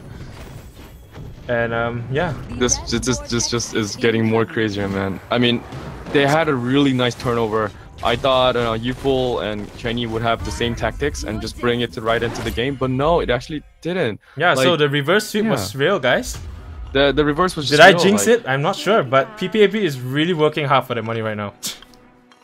I'm not sure if they actually know that the price actually went up that high though. I'm pretty sure they did. Youthful's typed it in all chat in the game. I'm not sure if they understood it though. I'm just saying. Yeah, maybe they did. I think they're just gonna fast forward and say, okay, same comp, both teams, same teams, and just pretty much fast forward to the third map of this round. Are Youthfuls going Baco and Croak again? Are they? Yes, and I don't know whether Charbomi and Agar will choose. I think they're gonna choose Jamila, but are they gonna change Iva again? I mean, they did a solid job on the second map right there, and yeah, I mean, maybe they found something to counter the Croak Baco comp that the Shiny Fools have been playing. Okay, so it seems so like, I guess it's the same team comp. Okay. All right, same team comp. Yeah. All right then. A lot of people are like regretting that they did not join. Bear in mind that the third place right now will probably win like $100, and that's almost as much as the first place before the tournament even started. All right. Exactly. So, yeah. Really intense right now. Holy shit, indeed. That's right. Yeah, let's not really concentrate about the pool right now, because we already know that it's there, and let's just concentrate who's gonna take the money. That's what's more important. It doesn't matter how much it is. Let's see who gets the honor and the glory for this fight. Yep, that's right. And as you can see, you guys are like missing out this great plays, guys. These are really elite players for Battlerite Asian community, and they're showing us really unexpected movements, unexpected skill sets, and their team comp is just amazing. It's something that you will not see every day. So let's just hope to see more actions coming down right here. Yep, that is right. So the third set starts, and then the first round is just about to start in 3 seconds. And let's go. Okay, so let's see if Shiny Fools can adapt to whatever that PPAP did in the previous round. Exactly. But certainly PPAP did a really good job in adapting in the second map there. And they're definitely playing a lot more carefully right now. Definitely not as aggressive as they did in the first map. Playing a lot more careful and making sure the burst is getting a lot of damage, but he actually turned it around and focusing Iva back again. Lovely and play they know, they're actually going for Jamila, and Iva actually misses her in-cap, and that will not help Jamila staying alive between two Shiny and Youthful there. But they're not actually changing their focus to Jamila. They're actually going for Iva because Iva is actually really low right now. Health advantage still on the side of Shiny Fools, definitely. They have but 63%. Bear in mind that the team comps are in such a way where if one team finds a great opening, they can just really punish really well. Like right now, look at Youthfuls. Oh my god, Youthfuls is almost down to 0. But he's still made it. He's still Iva's going in, trying to go for the kill. The burn is too short. Nice in-kick going down. Jamila also down really low. But Baco is definitely lower. It's almost like one rocket away from dying. Can they finish this? PPAP definitely smelling the blood and trying to take down Youthfuls. No, the nice reflect there. Oh, the stun, but he actually has. Will really matter, and red team actually did get a perfect play there. They have to remember that even though Youthful's actually on really low life, he actually has a lot of. He has a full stack, and the ultimate goes down perfectly. Oh my god! That was lovely. That in-cap. That was lovely. Did you guys see that? Youthful just reflected Iva's EXQ and right EXE, and right down he uses ultimate to finish off Iva right there. Yeah, really lovely place right there. That was completely turning around. That that really disadvantage, basically, really big disadvantage. That was PogChamp, guys. It was just so back and forth, guys. Like Shiny Fools had the advantage, then PPAP had the advantage, and then Youfuls just like said, nope. Here's your in cap, and I'm gonna charge you, and you're gonna die. It's like, even though, okay, sometimes I think in this game when you have lower life, you have more advantage in a way that you have like the psychological advantage, because they're gonna chase after you and they're gonna be so aggressive on you. So you have all the counters and all the defensive mechanisms that will go straight on. And as I speak, where did Jamila HP go? They just got shredded. Oh, nice reflex there as well. Youfu's really on point with all the reflex. That's amazing. Whoa, that was a lovely in cap. Croak was invisible when Iva did the in cap. Not that it matters because they didn't really actually punish Croak. But Jamila almost down low. Doesn't have her counter up right now. And I think ShinyKnight is able to finish, but the in cap goes down and a nice heal going down by, oh my gosh. And a nice EX mouse too as well with Jamila, because that means Croak cannot trade with her and has to back away. Iva down really low as well. Shiny. The ultimate goes down. Can Iva dodge this? Damn it. No, he cannot. And the round goes to Shiny Fools. Once again, 2-0 in favor of Shiny Fools and PPAP. Can they find the magic that worked in the second map and do a reverse sweep another time? That is amazing, guys. That was a nice turnover and reverse. I mean, ShinyKnight has a moment when he was about to just go down, but he actually made a turnover. Jamila was just about to finish Shiny, but he was able to do it again. And also, so is Youful as well. Nice team comp, nice teamwork. Yeah, nice teamwork from both teams actually. Both teams doing a pretty solid job so far. But can they finish this? Bear in mind, we're not even in our finals yet, okay? This is just halfway through the upper brackets. We're gonna be in it for a long one, Lorna. And it's still this intense. Just wait until we see the finals. I just can't expect or think about how they're gonna play.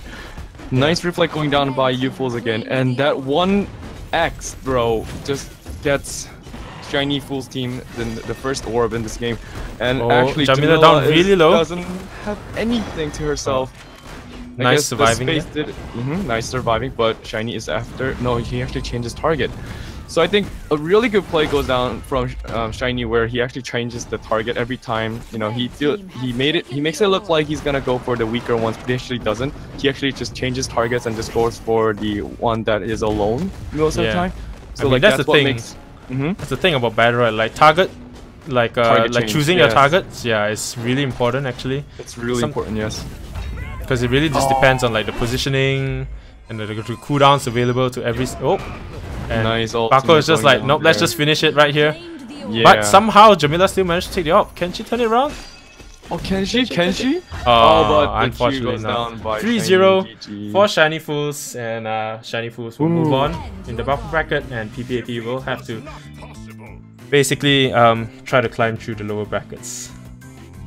And that is amazing turnover. Yeah, I thought, you know, Youfull and Shiny were just kind of in a shake. You know, they weren't kind of like doing what they're usually playing, but they actually got back on their own skills and they were able to finish off. Yeah, both sides literally doing, like, playing out of their minds, I believe, doing whatever they can to try to basically win. And the thing is, what I like about this tournament. Yeah, Lorna, could you just invite the relevant people into the game? I believe it should be Tunni's team, or basically Give Me Croak versus Shiny Fools. kangjunpyo. Yeah. Alright, I think he should be. Yeah, I think Turbo should be out. Yes. There we go. I kicked him. Okay. Alright, so Kong has to be in the pool. I mean, in the lobby. Do you mind if I just use the bathroom for a second? Like. Alright. Okay, so guys, we'll be taking a short break. Just give us a minute.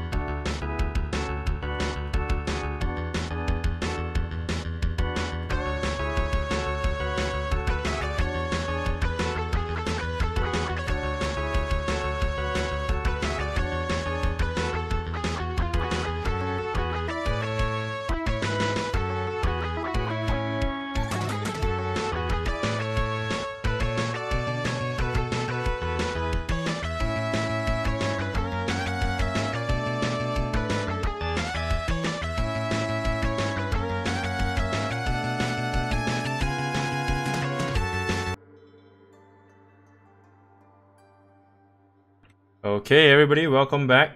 Sorry about a 5-minute break. Here we are. I believe the champions have been picked for both teams. I believe it would be Jamila and Shifu on the end of Shiny Fools, and let me check here, guys. Croak and one more. One more. I can't find it. Lucy. Croak and Lucy once again. Oh, so Tunni's actually playing on his Croak. Okay. Yes, Tunni has been given his Croak. Shiny Fools has given them their wish. They've been given Croak, and yeah, I think we can just go ahead and start the match real quick. I think no reason to delay it any longer. Dum dum dum dum dum dum. Thanks for waiting, guys. By the way. Yes. Yeah, thank you very much for waiting. And we're just about to have intense fight here because this is going to be really interesting. Yes. Tunni actually pretty much our top seeds, right? Seed 1, seed seed 2. Yes, it is. I believe yes. All right, so Tunni is actually going for Croak here. Let's see some Tunni on Croak action, and kangjunpyo is also playing one of the mains, Lucy, and ShinyKnight is actually continuously playing Croak. And no, Shiny is supposed to play Jamila. Oh yeah. I think he's just still AFK. I think. Is he not here yet? Okay. I thought he would be. Well, that's awkward. Shiny. He is right now not near here, I guess. But let's just kind of wait for him. He might have his own break time. Both of them were still in the. Oh, the okay. Oh, okay. Good. But they're back now. All right. We're ready to go. That's good. We got all people back here, and let's get the game started for Clash of Assassins. Yes, the Battlerite Asia Clash of Assassins. For those guys just joining in, we have currently a $1,000 prize pool, and if you'd like to donate more, you can certainly do so by typing !donate in the chat, and that will give you a link to show you where you can donate. Basically, right now we are on round 3, I believe, of the upper brackets, and between it's a match between our 2 top seeds, Give Us Croak and Shiny Fools. So it's probably gonna be our most intense fight. Probably. Definitely. I mean, no need to say more. We've already had like 2 really intense matches so far. These 4 players are all Grand Champion players from the last season, so there's no doubt that they are going to show us some great plays here. Yes. And within the team composition and the pick, I think, yeah, Youthful has his own reasons why he went for Shifu here. I think they're going to go super aggressive in my own expectations on kangjunpyo, hoping to kill off the support right away in the beginning. But I don't think Tunni will let that happen. I think Tunni will try to peel for Lucy as much as possible. But let's just see how they pull this off. Yeah. Right now they're at the stage of choosing their loadouts, and I think they're just finished. So I think really it will just come down to how well Shiny Fools is able to pressure the Lucy. Bear in mind it is Orman Temple. Yeah, which means it is terribly in favor of Shiny Fools having 2 melees, and of course kangjunpyo will try to just stay mounted. Look at kangjunpyo. Just don't even dare to come off the mount. Basically, you know, the moment Tunni goes out of sight, and Shiny Fools tries to go in kangjunpyo. So backed up all the way to their base. Yeah, Lucy of course trying to make some space for herself. Tunni's actually in cap, but the panic actually doesn't go in. And kangjunpyo is trying to get the orb. Can they actually get it? Really close. Blue team got it eventually. Nice job there. 20 damage just finished off the orb. And Youthful is trying to give more pressure. Nice double in cap. Can they actually do some burst damage here? Unfortunately for Shiny, that hook did not land. To walk out, and that perfect. That is a big commitment there by kangjunpyo. Using her out. Youthful is not going to make it, can he? No. 1 health left. But he's going to take the orb though, so that is a little bit of health. This is amazing, like how Kong actually peeled so hard. He's actually really low, to be honest, but no, he actually made it out. It was a big gamble, honestly. That ult, yeah, it was really. He knew he wouldn't have a roll. He would be stuck between 2 melees, but he's like, screw it, let's do this. And yeah, Tunni followed up nicely, and they did a really good job there, punishing Shiny Fools. Both Youthfuls and ShinyKnight coming out of that fight. Nice going down. Like really beautiful. Health. It's beautiful, guys. Tunni was actually really right on point with his spaces. He was actually able to get the orbs very clean, solid. And, you know, I still respect Kong's play for the most, because in the beginning, he was getting chased so hard by Youthfuls. Like, they knew that it was going to be on Kong for all along, but he was able to manage to get out. Yeah, I mean, guys, all you Lucy mains there, that's how you deal with two melees chasing you in Orman Temple. The smallest maps and playing as Lucy. There you go. These plays are really beautiful. And look at Yuful, just start. Look at him. Look at Kong, he's still on his mount. Tunni doing a very good job stopping Yufuls there. And the perfect clarity potion. Oh my god. They are a little bit separated right now, but it seems like Shiny Fools may be changing their targets onto Tunni. Oh, wow. Perhaps maybe trying to overwhelm the Tunni and not let kangjunpyo heal up Tunni as much. Perfectly beautiful inkit going down on Shiny. He wasn't able to do anything for Jamila, and look at that damage just going down. Yeah, Kong is actually in a bit danger, but nice R walking out from Shifu's ultimate. Not just the R actually, it's the barrier as well, which pretty much soaked up all of the damage from the ult. That deadly injection. Shiny almost down, and there goes Shiny. Unfortunately for Shiny, he lost the one-on-one against Tunni.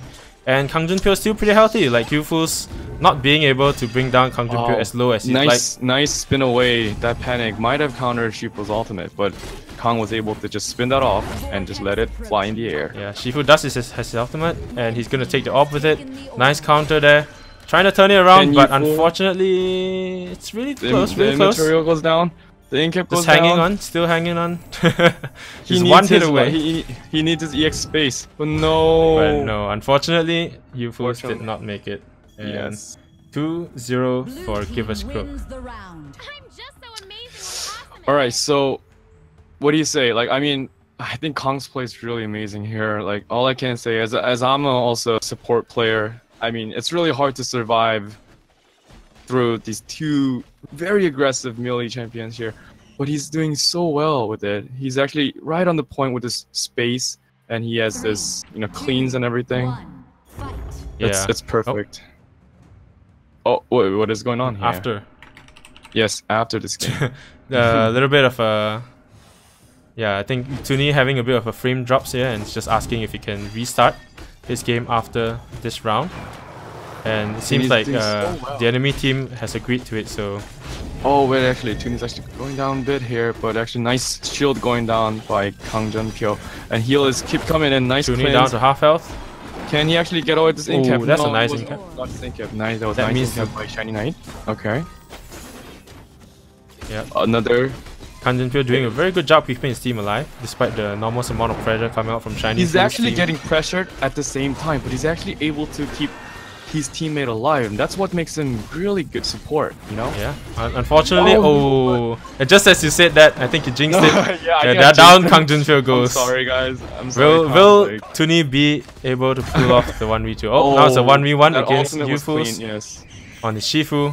Now Croak against Shifu. Shifu has the advantage slightly, but maybe Tunni, being on his most comfortable pick on Croak, might be able to turn this around. But bear in mind that Yufu's does have a full bar of energy, and so can he actually make this one out? He's gonna use counter. Yes, Tunni actually did that on purpose, I think, because he knew that Shiny would have space and his Q, so his durations for the stealth won't be lasting enough. And then that loss of orb there, it's a bit big, and he was just waiting for.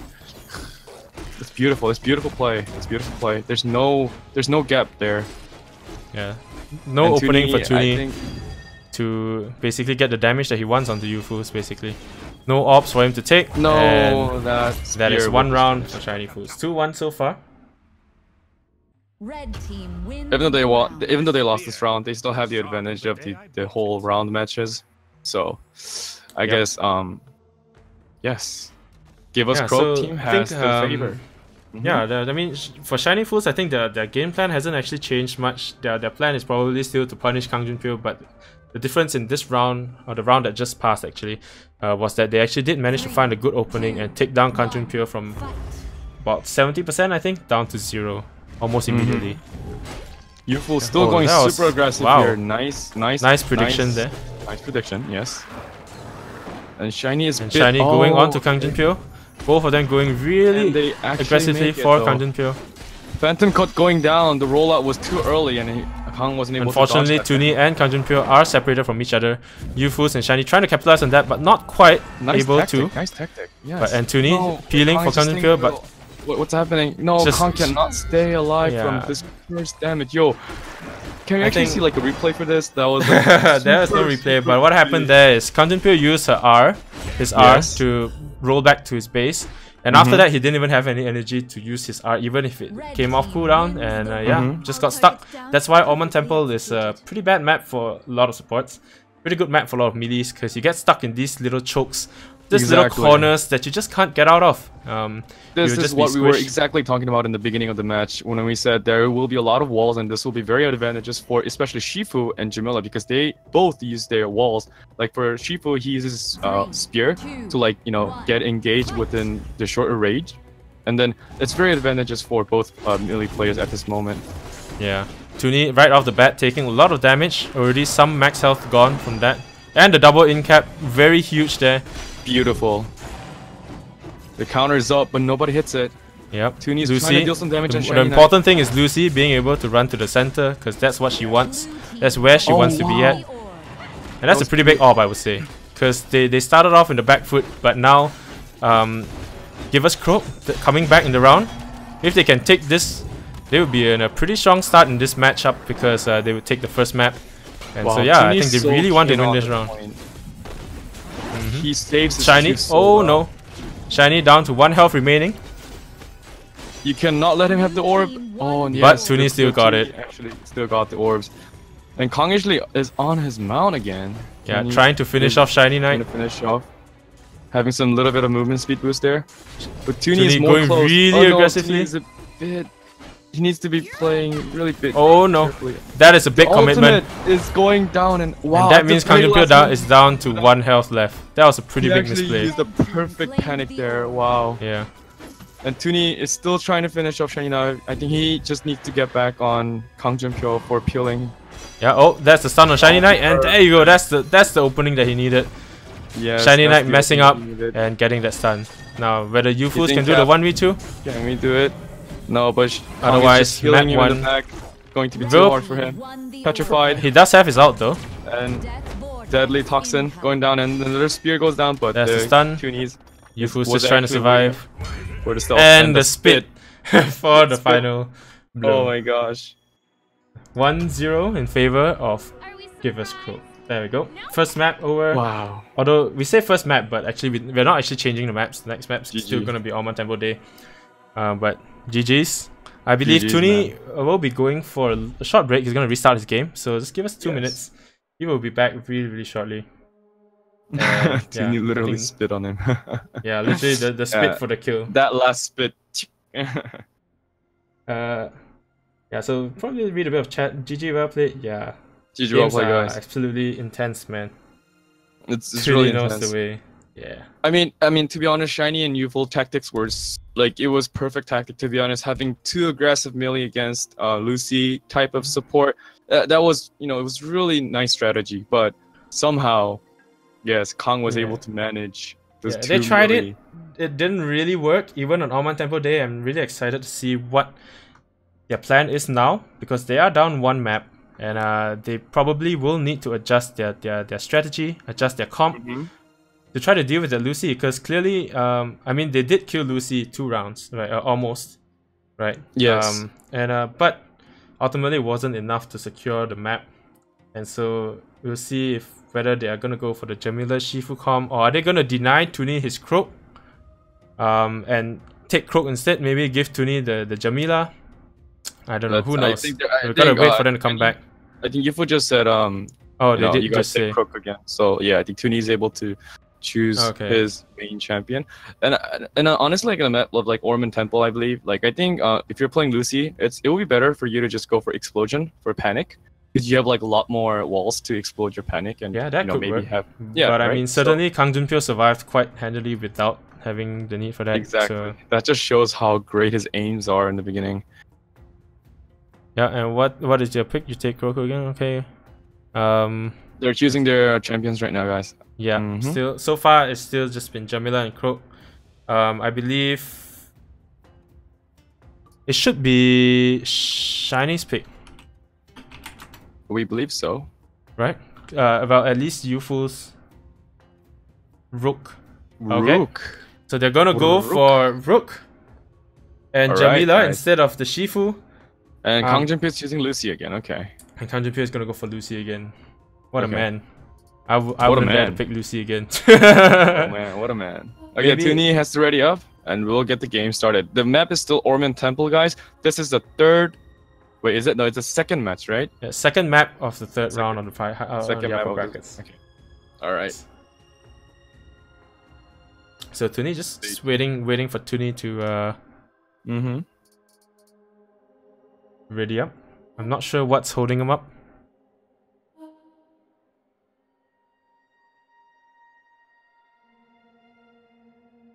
I think he's just kind of setting with his internet. Maybe it's just that he had like frame drop.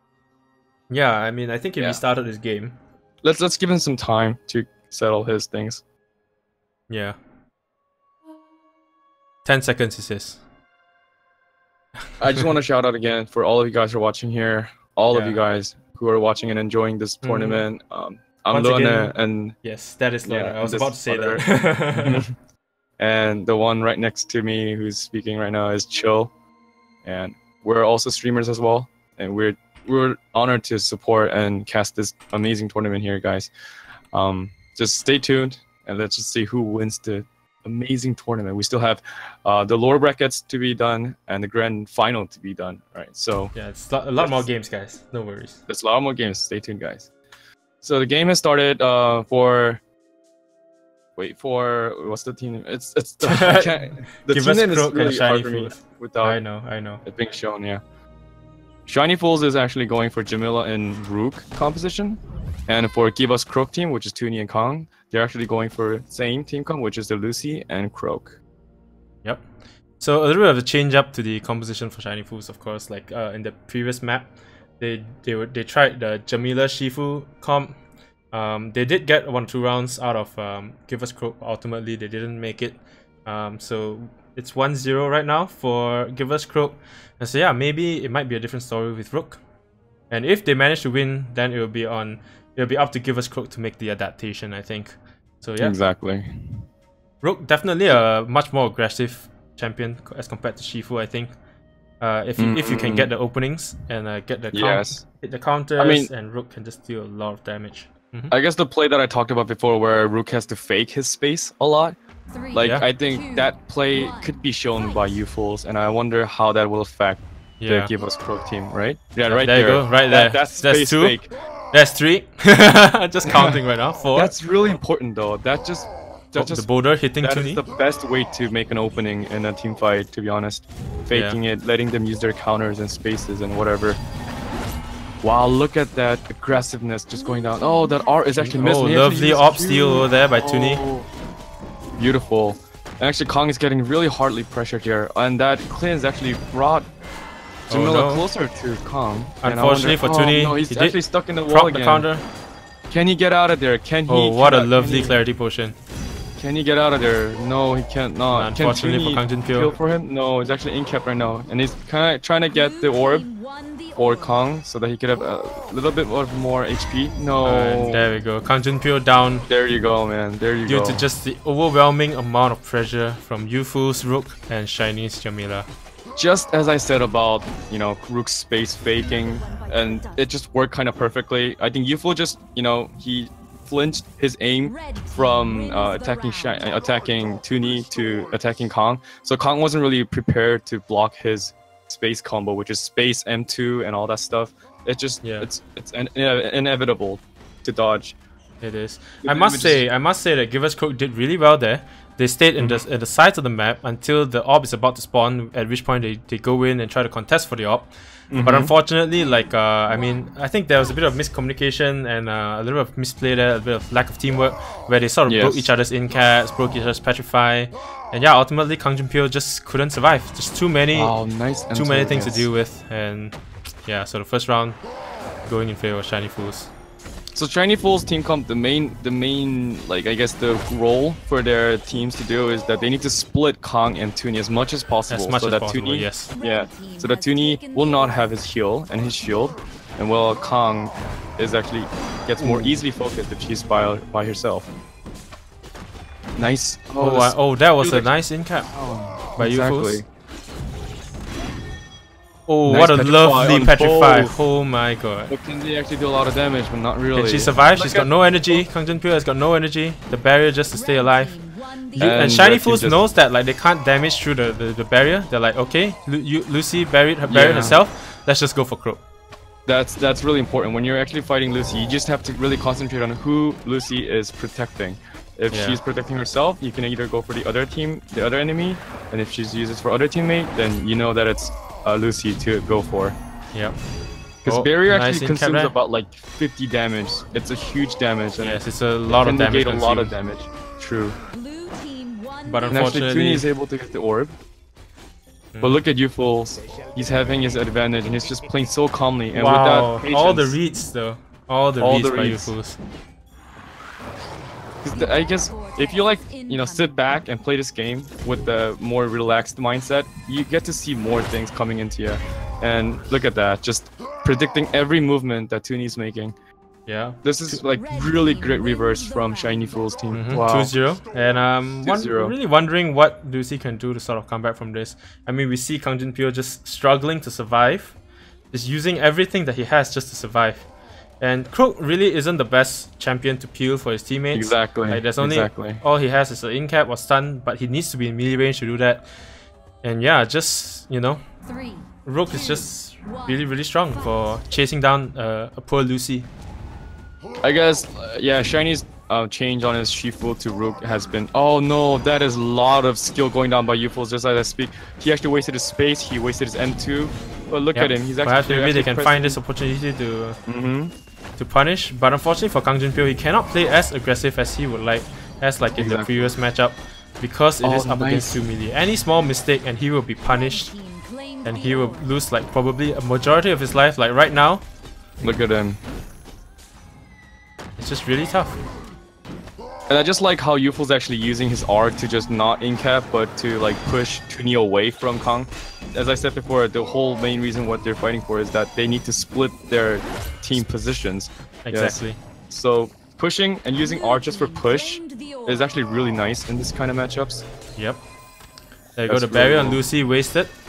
But unfortunately, there's no in-cap there for Rook. I wonder if that Petra Lucy's was... still running for her or- life. Oh, what a nice clarity potion. Oh. Okay, so I really Lovely feel cap. very impressive about the Yeah. target change between unfortunately for Tunni. No. Right. Kang kangjunpyo make immediately it. going for the ult, trying to turn it around to a one-on-one. Because that's when she will have the most chance in a 1v2 situation. Kang just faked his panic to U-Fools, but Yeah. he wasn't able to pull that off on Shiny, and nah, Yeah. it So just didn't work. 1-1 now. And we'll go on to our third map. Yes, this is our third map So game. it was a pretty convincing Shiny Fools victory there. 3-0. So yeah, what do you think Tunni and kangjunpyo can do to come back in this match? I believe that Kang will definitely choose like a different support for sure, because Yeah, I don't know, Lucy is definitely yeah. not working. it's either Blossom to block Rook's space, or it's either Paloma for other side and all that survivability. Yeah, kit. with the panic and all that in melee But then range. you gotta think again, if U-Fool decides to, well, what I mean, yeah, you guys, I mean, they tell what they're gonna play, but let's see what they're picking right now. Fools has decided to go with Shiny Oh, they're Fools has thinking decided to about go it. with Jamila and They're Rook. thinking. Yes, KJP is thinking about what could he play. I it think around. I think Blossom and Paloma can come in a really strong pick, Yeah. for sure. I'm not sure how Yeah, we have to see what KJP feels like playing. Bear in mind that Yeah. this is the upper brackets, so even if Give Us Cook loses this match, they can still come back up from the lower brackets the lower brackets to yes, hopefully for take sure. the win in the grand finals. If they make The it up. grand final is the fight between the higher bracket and the lower bracket. So even if you lose, you still have another chance to take the win. Yeah, exactly. Yeah, it's really hard to for Lucy to win an Orman Temple, especially. Like this map has a lot of walls, and it is very like capsated, and the area that where Lucy can move around is very limited. Yes. So they need to really think about the whole concept of the map as well, the whole scenery of the map, like because there are certain characters that have their strongs and weaknesses, this depending on which map they're playing on. So I think kangjunpyo and Tunni is actually discussing about what team comp they're gonna play.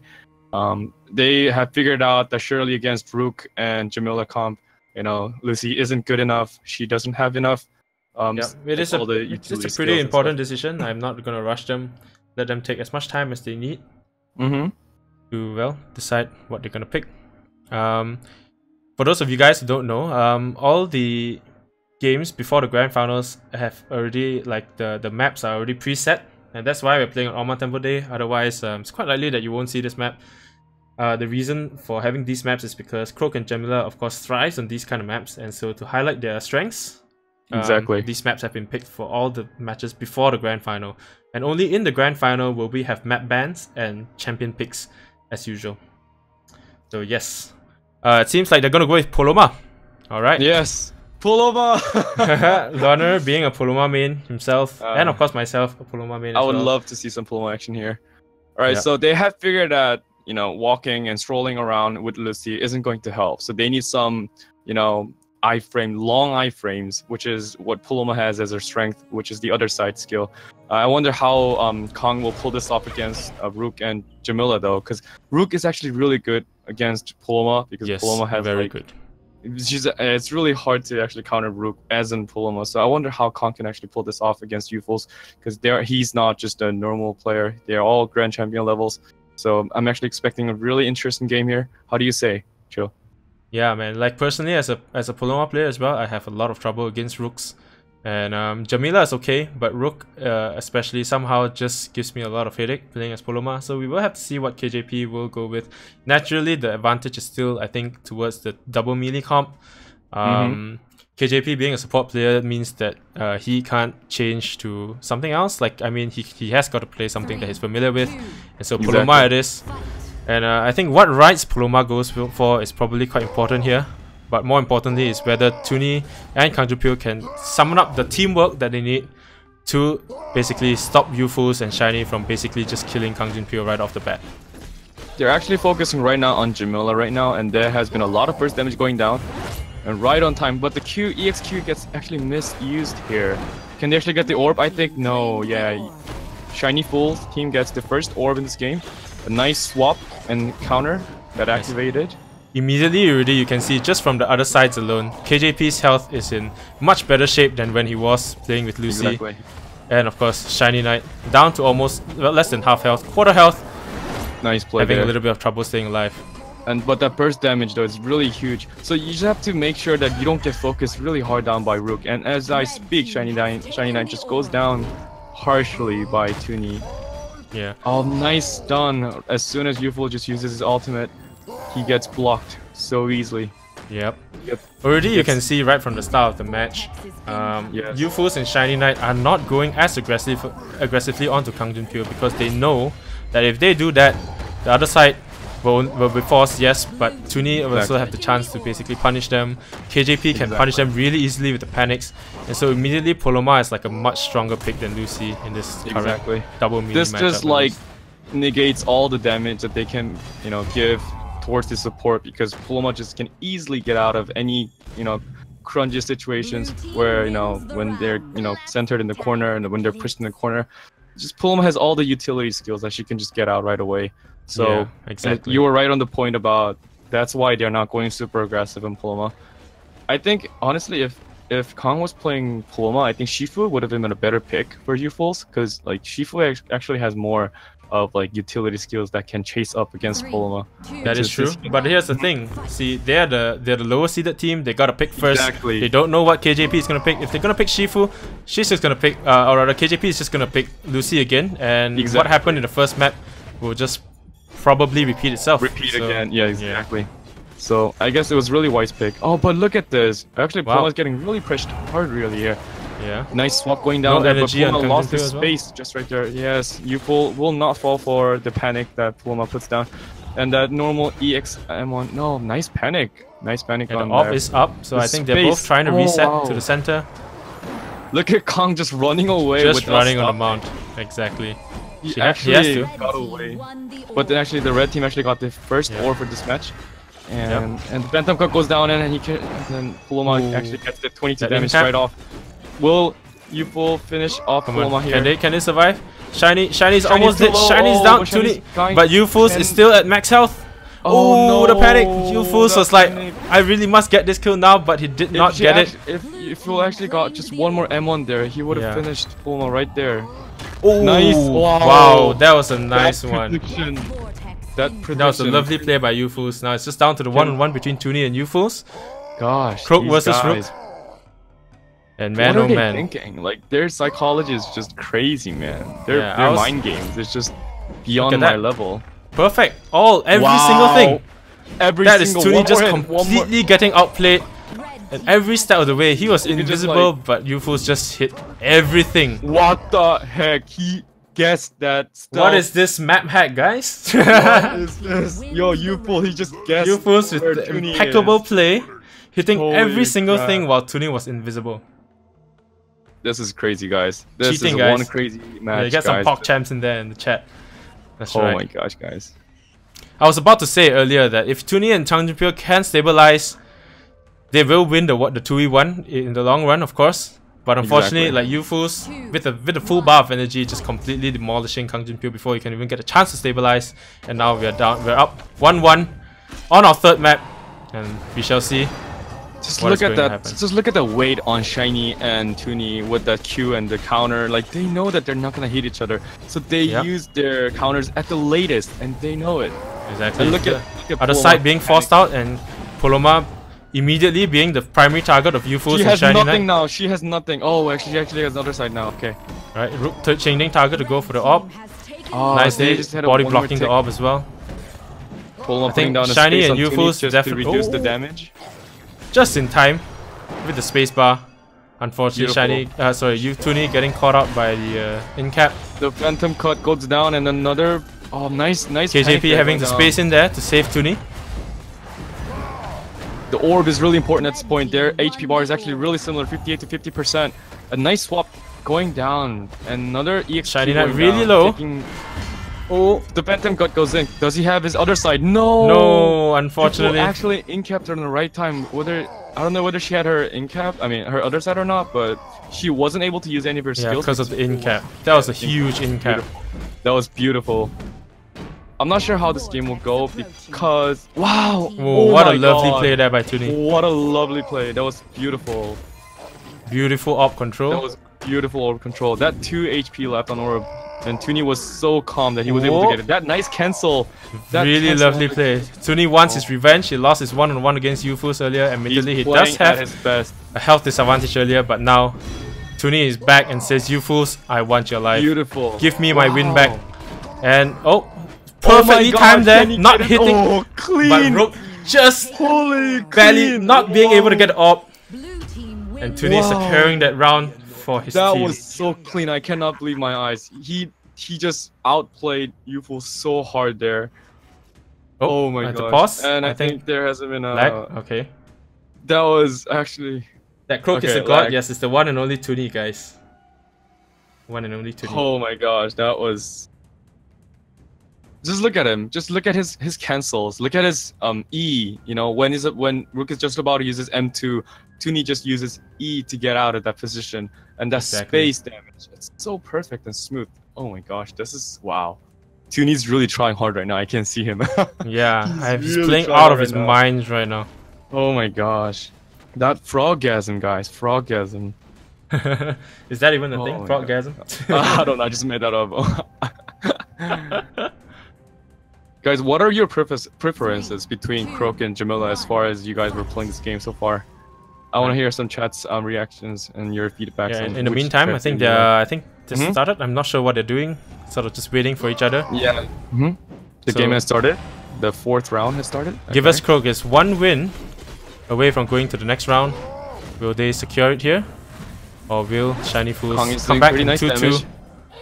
Yep. Oh, nice. Oh, the wolf was not hit. And a nice other side going down. And wow, the perfect Q after canceling that other side. Shiny is down really low. Tunni Which has is a big R deal. up, but he wasn't able to make a big use of it. Nice space. Proccing Rook's counter there.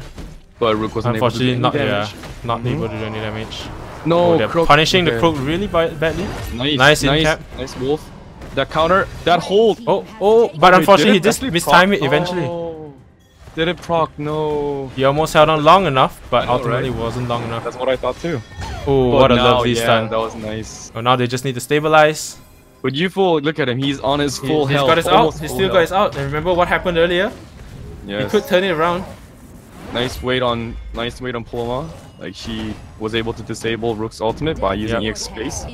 Nice. Oh, what a Wow. nice EX space on kangjunpyo to Beautiful deny the AWP. If Youthfuls can kill Tunni and make it a one-on-one, he's got a pretty good chance at winning this. So I think that's probably what he's gonna try to do. Or maybe not. I mean, Maybe. Youthful just has to use his EXM1 wisely because that will just give him more HP. Yeah, but unfortunately now he has no energy to do that, even if he wanted to. A little bit of a preemptive boulder there. Red team He's got the the AWP. orb there. Yeah. Nice. Perfect play. But unfortunately, Kong actually has a lot of HP here, and I'm not sure if, when Arena closes, I think Paloma has a way more bigger advantage. Yeah, like that. Yeah, that panic. Like that panic, and I think Youthfuls has given up. Yeah, he acknowledged This the match difference. goes to just give us Croak. A player Well, just give us give us Croak, not just give us Croak, but hey. See That guys, was just beautiful. don't give your team your enemies Croak if they ask for Croak. But it was really intense. It was really close. But GG, well played both teams, and we'll now be moving on to the next match. The lower brackets, I guess we gonna are wait going on Inui, our organizer, to tell us what match will be next, and we can Okay. go ahead and get everyone in the game basically. So I think they actually have their brackets done already. I think it was PPAP and team name that got up to the. Wait, is it? Oh, really? Yeah. If you actually see the link that you just sent me about the brackets, Yes. it feels like they actually had their games ready. Yeah, but it's not always that we'll have the casting the upper bracket. Sometimes we might be casting the lower bracket. And currently we're just waiting on organizer to tell us which game is next. I mean, the play was so beautiful, and like the Tunni's Croak was like, it was somewhat new level. I never had expected these kind of plays before, and it's just beautifully done. And yeah, perfect play on both sides actually, if you ask me. Yeah, and it was actually pretty straight, kind of intense in a way that, because Youthful had some variations on his pick. He was on Shifu, he was on Rook, he came back, and then that just that turnover and all the reverse were just like, it was crazy. I cannot even that put was in amazing. words. Anyways, we've got the go ahead for the next match. It would be between Shiny Fools and PPAP in the lower brackets, I believe. Okay. Is that right? Yeah, it seems like it. All right. Hold on. Yeah. Just double checking, guys. Just gotta make sure. Yep. Okay. So we've got Shiny Fools in here already. Now we just need to get PPAP in here.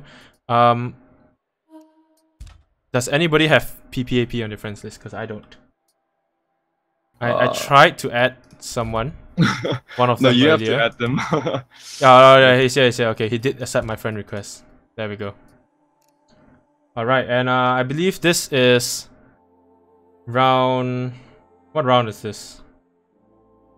Because the brackets is not updated, is that right? Oh, okay, so PPAP won the last game, so I guess PPAP versus Shiny Fool is the right game, and this is the final round 4, the final I believe. match. I think this is round 4. This is the losers bracket final. Yes, if that's the case, then it would final. be Blackstone Arena will be the map. Night. Will this be out of 5 or what? Out of 3? Whoa, what this am I doing? Out of 3, right? It is still out of 3. It is out of 3 maps. It is all out of 3 maps. Okay, I get it. Only the grand final will be the out of 5 maps, would it? Or is it no? Yes, only... Hold on, let me double check. Yeah, just make sure. I mean, for now, we're good for 3 maps because this is not the grand final, but I just want to make sure before it gets... yeah, the grand final is still best of 3 maps, but the win score is 5 out instead. of 5. Oh, okay, I get it. That makes sense. Yes, okay. Otherwise, it would be too long to have like 5 matches of 5 sets of games. Like, yeah, that would be really long. Alright, so the Blackstone Arena is the map that we're going to be playing, especially at night time. So this map is actually quiet wallness, which meaning that there aren't that many walls, I believe. I mean, there are walls, but like it's not as compact as the Ulman Temple. So I'm not sure how these Jamila plays will be going on here. But let's just have some expectations. Yeah, apparently one of the members from Shiny Fools has had a power cut. Unfortunately Fools has had a power cut. Pretty bad timing. They did finish the match, but he's actually online though. How is he so online? I don't know. It will be up to our organizers, I guess, in what we're going to do next. I mean, are they just gonna walk over, or you know? I mean, we could just have some chat between us, like until he comes back. But I'm not sure if he's actually really off. Like, I mean, he's online right now. Yeah, it might be a bug. Like, it might just be stuck. Oh, stuck. Okay. As far as I know, yeah. Yeah. All right. So what about the question that I asked before, like the preference of Croak and Jamila of the viewers here? What are your preferences, guys? Do you guys like Croak better, or do you still like Jamila better? What are your preferences? I mean, we just have to wait a bit for you fools to come into the game. So I just want to like have some, conversations with you guys. I guess like people still favor Croak, maybe, because he has this originality of being ninja character here. And I'm not sure how people like Jamila. She's just new, and then people still haven't tried her so much. And like from what I've seen today as like the assassin plays and ninja plays, I think I still have this favor on Croak because he just has better, longer stealth duration and stuff. So yeah, like I personally still think that Croak has the advantage over Jamila in a straight up 1-on-1. Although I must say that if the Jamila uses the EX mouse tools correctly, uses the in caps correctly, and of course the R's, Jamila has a very real chance against the Croak. It's not exactly a one-way stomp, but I feel like the advantage just slightly in favor of Croak, I think. So I mean, Johnny Bravo is saying that Croak is better. He thinks that the Croak is better. So like, yeah, I see that there are like people have different controversial somewhat preferences on these two ninja characters right now that has been open in Battlerite. Like I think Jamila has like a really nice burst damage. If you were to say, that's one thing I really agree about Jamila. Yes, and if you get the right opening, and like, I mean, her M1 itself 666 damage and having 16 damage at the end. If she's able to get that whole damage, put it out, she just has like a burst damage, and her R combo with the in-cap combo is just crazy. Yeah, and I really do agree about that. Yeah. Anyways, currently we're just waiting on you fools to get his PC back up online. Unfortunately, it is out of his control. He's got a power cut. So we are understanding, and so just sort of waiting for him. After all, it's just a fun tournament where everyone gets together and play, so that's okay. And I wonder how he's chatting right now. Is he actually on phone to chat? Yeah, and apparently, according to him on Twitch chat, his dad short-circuited his microwave, so what a way to get his power cut. Alright, so his PC is actually loading back in, so I guess it won't take that long, I guess. I mean, as long as... Yeah, I mean, as long as... once UFOs is ready, we're ready to go, I think. It's the effing microwave, he's saying. It's the microwave that gave the power cut. Okay. Well, that's unfortunate. Yeah, that's unfortunate. Hopefully, if you win or like be placed in some of the... Well, they're actually placed. Well, that depends. At least third. Then maybe he could get a new microwave or something within the price that you get from here. I'm just saying. Yeah, I'm sure you can afford a new microwave. Exactly right. Yeah. So yeah, once again, guys, I'm Chill, and I'm joined by Lorna, hosting the Battlerite Asia tournament, Clash of the Assassins tournament. And if you'd like to contribute to the already large prize pool, you can go ahead and type !donate in chat, and the MooBot will give you a link where you can donate to increase the prize pool even further. And so yeah. Which I assume it's already a bit crazy, and we will welcome any of your donations, because as I said before, you guys are making this big tournament here. Like you guys are the one that is making this tournament more interesting, and there has been a lot of devotions and a lot of contributions from you guys, and we really appreciate it. This is the game that we enjoy playing, so let's make it more fun so more people can come in and like have some better views and better fun. All right. Yep, that's right. By the way, the prize pool is already top 5. Added another $1 to make it top 5. That's fantastic, Johnny Brova. Great. Guys, just Just a note, guys. Battlerite Asia community is very well and alive. Having a tournament in the top 5 prize pools. I mean, I never really thought that this tournament will actually last this long. I mean, we're almost at the end. To be honest, we have like 2 more big sets of games. Yes, I believe it is like the 27. It's been actually we've been streaming for casting for 2.5 hours, and we are expecting to like prolong for more than like 1 more or 2 more hours here. So hopefully you guys can stay with us. Let's see who actually gets the prize, and let's see who gets the honor to be the real assassin here. Okay. So I hope you guys stay here with us. Hopefully we're not making it too, boring or anything. We're trying our best to stream the best. I mean, I'm not actually like a really good caster, if I were to say, but then both of us is like our first time casting together. Yeah, exactly, exactly. So even though we're kind of like messy here, please, bear with us. Please share some love. Yeah. Bear in mind, like right now, actually, the current matchup that we're waiting for is actually between PPAP and Shiny Fools. We saw their match earlier, and Shiny Fools made PPP go to the lower brackets, and they fought their way out of the lower brackets, and now they're back up in the lower bracket finals. And so yeah, I believe the winner will get to play in the grand finals, and the loser, I believe, is number 3, I guess, if I'm not mistaken. I'm not super sure, but I think that's the case. Yeah, I think Neri just asked if they can have some break because like they've been using their voice so much, and I just told him that I just told him that UFO just had a power cut, and then you guys can 3-minute break. Yeah, he said he's gonna have a 3-minute break. All right, guys. Then we'll just take a 3-minute break as well while UFOs get everything sorted out. And yeah, join us again later in about 3 minutes. I'm not sure if he's going to be back within 3 minutes. I hope he does. Yeah, but he should be. I think he should be. We'll hope for the best. All right. Right back, everybody. We'll see you in 30 minutes again.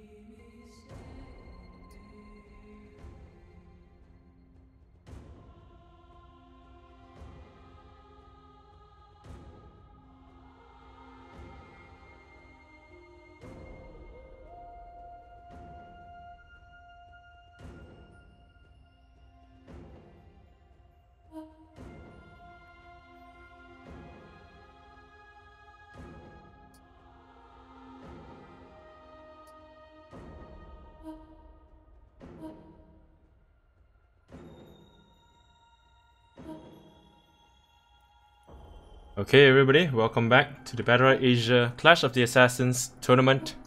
Here we are. UFools is back online, and I believe he is actually back.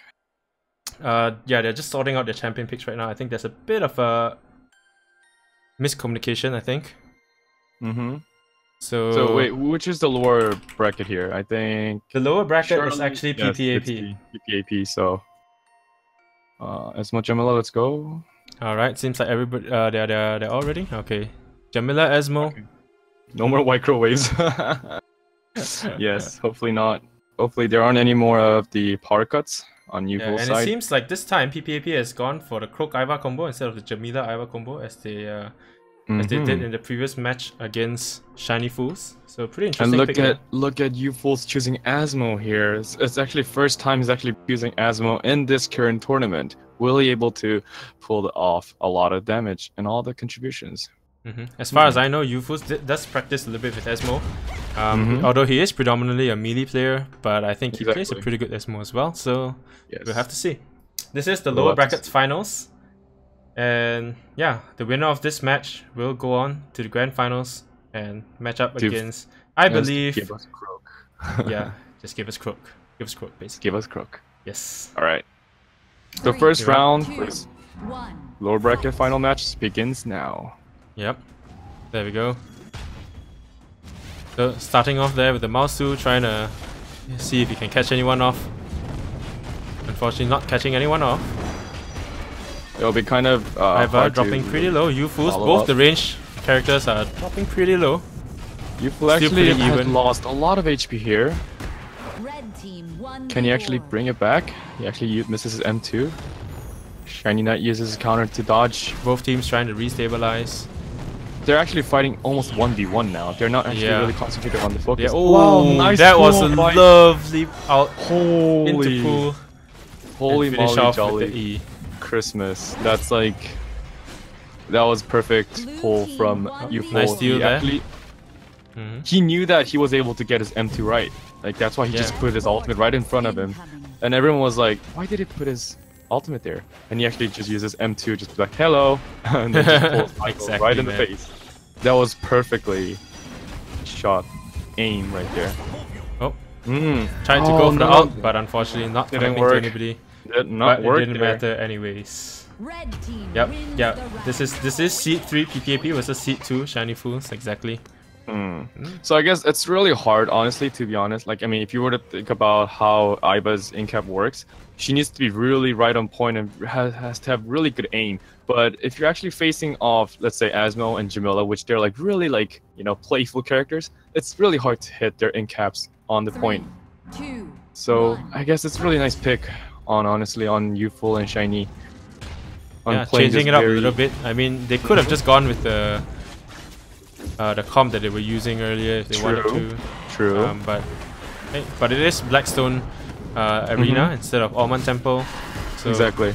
It is a little bit bigger, so maybe that's why they went for, okay, let's go for a ranged champion. It's actually really interesting. And actually, oh wow, Tunni, not Tunni, I'm sorry, the Croak. Croak. I'm sorry. Okay. Classic mistake there. Yeah. And then the Croak was actually having nice aggression on Asmo, on UFools, but it didn't really work well. Yep. Iva down really low once again, almost getting caught out by Asmo's out, but close. Not this time, Iva says. Not this time. But eventually he does fall anyways to ShinyKnight. And UFools is down pretty low, and will the Croak be able to finish? No, unfortunately not.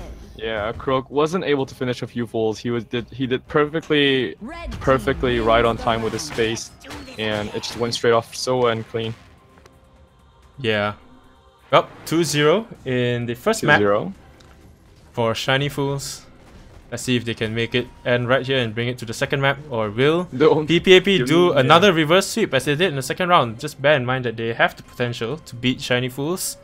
Definitely. As they have earlier in the upper brackets. Yes. Alright, so the third game starts.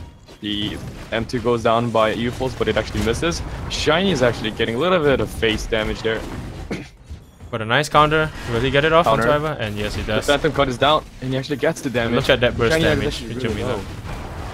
Nice M2 going down. ShinyKnight is actually really low. He's looking for the orb to change over, but no, blue team actually gets the HP and all the energies. ShinyKnight's doing quite well with his pull.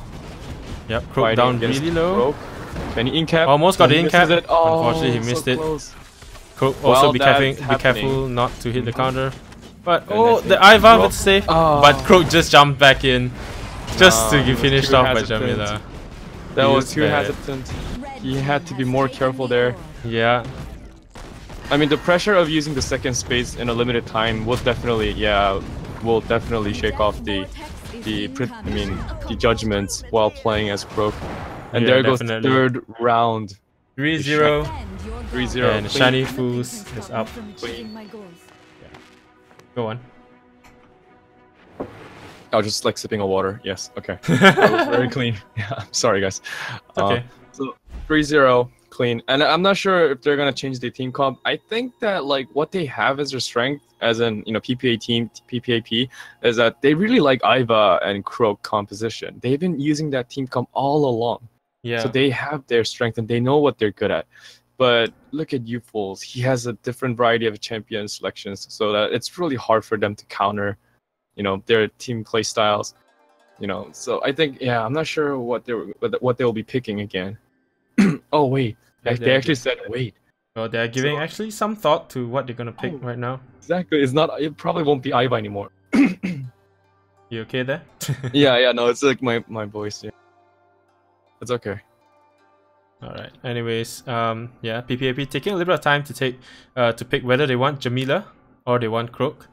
Because clearly they picked Croak in the previous round, the 3 rounds, and that didn't work out so well for them. Perhaps they went for the Croak Iva comp because that was what they used to climb back up from the lower brackets, and so that's why they went with it, but clearly it doesn't work against Shiny Fools. And maybe this time they might be tempted to take the Jamila. Okay, and they are going with the Jamila Iva. Okay. So they still didn't change about the Iva part. No, and Shiny Fools is gonna go with the Esmo once again. Alright. Okay. So it kind of shows that Shiny did practice a lot with Jamila, and that shows a lot there. Shiny has been playing really well, to be honest, as Jamila. So I think they actually felt a threat there, and they actually... Oh wait. Okay, yeah. So I guess that's why they decided to take Jamila for this time, and try to see what happens when Shiny actually takes Croak. Yeah, because definitely I think Shiny doesn't have as much experience with the Croak as compared to the Jamila. I guess so. At least in recent weeks. Yeah, in recent weeks, yes. I mean, his muscle memory will definitely be coped with Jamila right now, not Croak. So I'm not sure how he'll react to it. Yeah. I mean, he did play Croak for a couple of games. Did he? Oh, okay. Yeah, like earlier in this same exact matchup actually, PPAP versus Shiny Fools, he was playing Croak. Was he? It was the Croak and Baku, remember? Yeah. Yeah, so... Yeah, interesting to see, like, it's a different map this time, so Fools going with the Ismo instead of the Baku, which was what worked for them earlier. So perhaps it's probably the map that influenced that pick, I think. Alright, so the first round starts again. Let's see who takes this. Oh, what a lovely snipe. Nice. And right off the bat, Iva down to almost half health just from the combo alone. Yeah, nice double in-cap nice there. In-cap though. But that was it. The in-cap was just in-cap. Wasn't a little bit of a miscommunication, like Iva didn't take that opportunity at all. But Ismo's down really low. Both Iva and Ismo really low. Be careful there, guys. Be careful. It's down to which assassin can take out their targets. Iva is actually succeed or Jamila? In a panic. They're splitting so hard that it's actually hard to see them in the one same screen. And in fact, there you go. Ismo actually brought Jamila down to like quarter HP. Nice stun there. Will Ismo survive? Wow, will Ismo live through this? And yes, Shiny will just finish off. Yeah, Jamila will just finish off anyways. It doesn't even matter if Fools live or not. That one hit was all that was needed. It feels like Iva wasn't really acting as if she knew how to counter Croak, because as she was, dodging away from Croak, she actually moved backwards. And usually when you're fighting against Croak, you shouldn't move backwards because you're just giving them more free better jump. range for the space. Exactly. And right now, Aiba just was like moving in a just very obvious positioning, and I'm just kind of curious whether she has. You gotta move back a little bit just so you're out of range of his mouse ones, but you cannot move too far. Yeah, exactly. That lovely empty just goes down again. Ooh, wow. Right off the bat, a lot of damage on the UFOs. And also Jamila, of course. Actually losing her control right now. Can she? Aiba, a little bit of a missed rocket there.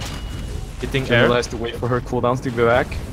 And I think, oh yeah, Shiny was just about to go up to Jamila, but she decided to just go for... lovely in cap, buying some time for himself.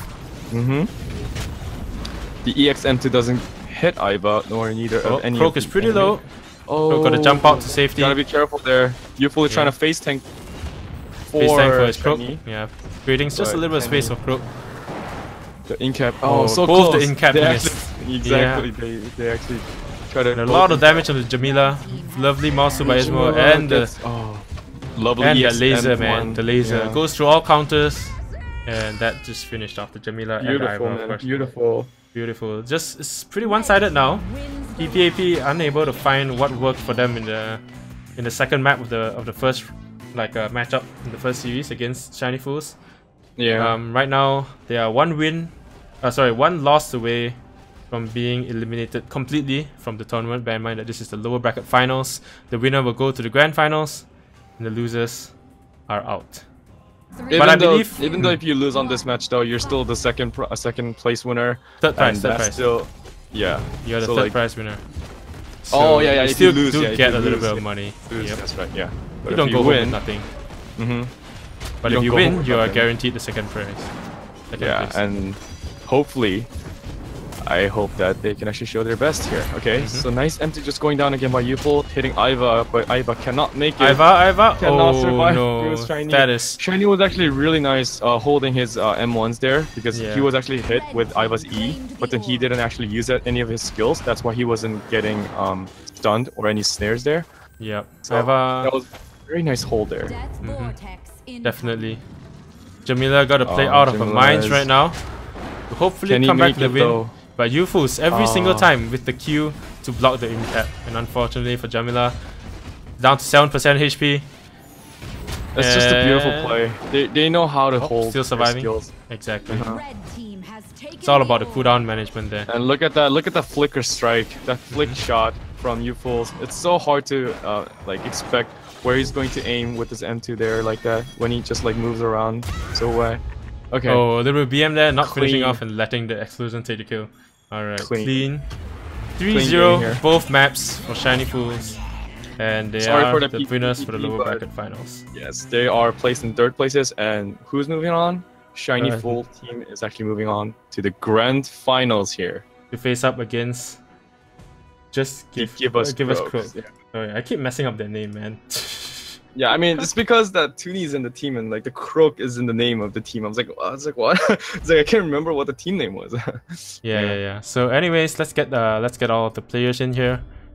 Tunni and of course KJP. For grand finals. Hopefully, I hope everyone is ready for this final amazing match. This will be out of 5 games. Yes. It will be only out of 3 maps, but then it will still be a longer game. So I think stamina and the concentration is definitely needed here, because right now map bans are a thing, so the maps will play a factor in what they choose.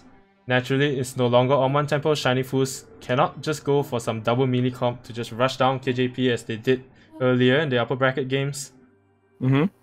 Yes, third place PPAP, congrats, and thank you for joining the tournament. Thanks for joining. You guys did really well, guys. Yeah, you guys do need to do map bans first. Okay, map bans. You gotta help them with that, chill. Yeah, this is the grand finals. The grand final gets to do the map bans for sure, and the round time will be still the same as the 2 minute, because that's the average time minute, the time for the game, and the team size will still remain the same as 2v2, because that's how they were playing until now. And the win score is the only thing that gets changed, and the map ban as well. So so what they have to do is they have to ban down to there's 3 maps left. Because the map actually affects a lot in the game. So by banning different types of maps, you can actually have some bit of advantage on like the play style or which champion you play, you know.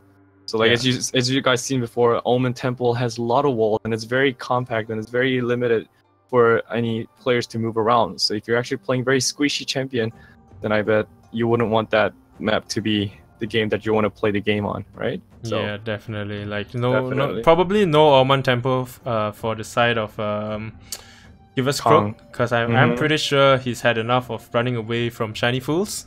Exactly. And yeah, there you go. Omen Temple being banned right off the bat. Dragon Day. And as you can see, yeah, like Youfool's actually banning all the wide maps like Dragon Knight. You know, that's like really big maps, so that like if there are like bigger places for the supports to run around, it's going to be hard for them to chase them. So they're actually putting their tactics in right now, really hard. Yep, got to do the map bans first before they do the champion select. Okay. Tunni asking what's remaining, Loner. Let's see, Dragon Gun is gone. They banned eras. They yeah, I believe it is the two Blackstones and the Skyring Knight that's left. I love Skyring. Honestly, that's like the classic map. I mean, I really love Skyring. Yep. Let's go Sky Knight first, apparently. All right, Sky Knight it is. All right. Right off the bat, and yes. Now champion picks, guys. And just for information, guys, the day and night actually have different map settings, even though if they actually sound the same, like the name of the map might be the same, it will be still Skyring, but the nighttime and the daytime, they have different map layout. They have different sides of the wall, they have different numbers of wall, and so it actually still varies depending on it's either night or night. So yeah, just for you guys to know, because some people might not know about this. Yeah, Skyring Day is actually not a really good choice. So actually, they actually went for the night choose, and they're actually picking their champions right now. And I think everyone's ready except me. Okay, all right, let's go. Let's go. And it seems like it will be a Croak Blossom comp against a Jamila Asmo comp. Oh, okay. Wow, this is going to be really interesting because I think Youfool will try hardest to pressure on Kong because actually it's range's duty to actually pressure support characters. Yeah, and I wonder how Shiny will pull this off. Blossom does have a tree to block those mouse 2 snipes. Exactly. Oh wow! I just realized our prize pool actually just increased by another $14. Oh wow! Thanks for the donation, Pixie. Thanks for the donation. Let's grow this to be the next esports games. EU next. Yay! Yay! Thank you very much. Thank you for all your supports, man. We really appreciate it. Yep.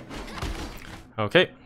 So first map, Skyring Knight on the left, or the blue team, is Give Us Croak with Tunni and kangjunpyo on Croak and Blossom, and on the right, ShinyKnight and Youfoos playing Jamila and Asmo from Shiny Fools. Let's give them some time to pick their Battlerite. Oh wait, why is this not a 5 rounds?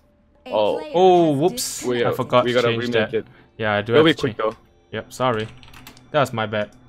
The whole tournament we've been going with like 3 win score, and I've got like so many other things to keep track of. I'm sorry, man. Yeah, there were a lot of things. It's okay. Let's just get this really quick. I believe I just leave the match. I'll just restart the lobby, I guess. Yeah. Let's just leave it. And just invite me again, please. Yep, I'll invite everybody once again. I'm sorry about that, guys. It's completely my fault. Alrighty. Gotta get Natty. Oh, am I playing? You can if you want. No. I mean, of course, Puma. I do not have Puma, so someone's gotta invite Puma. Alright, so just make the win score to 5 right now, just before, like, don't forget. Yes, I will not forget that second time. There we go, Asia. Okay, yeah. Good. Alright, so I think we have all the people that we need, I guess, and the game is just about to go double checking, and yes, everything is back in order. I'm so sorry, guys, for that. Sorry for the inconveniences, guys, but we are back here. We'll just start the game really quick because we already have all the champions set up and everything, so we'll just be blam. Alright? Yep, let's go. Yep. Kong is playing on Blossom, Tunni's playing on his main Croak, interestingly, and Shiny is actually playing on his newest practicing champion, which is Jamila. I think he really likes it. And actually, Youfools is coming with his Asmo play, which you guys just seen right now. Yeah.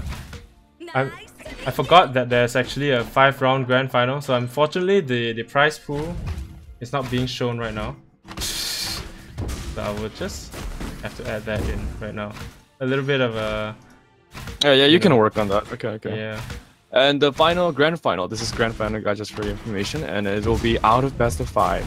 So there will be whole matches of 5 matches, we believe, and then the team who actually wins the first 3 matches will be the winner. And we will actually have probably like another set maybe, for another like whole big set, just to see who's gonna win the game.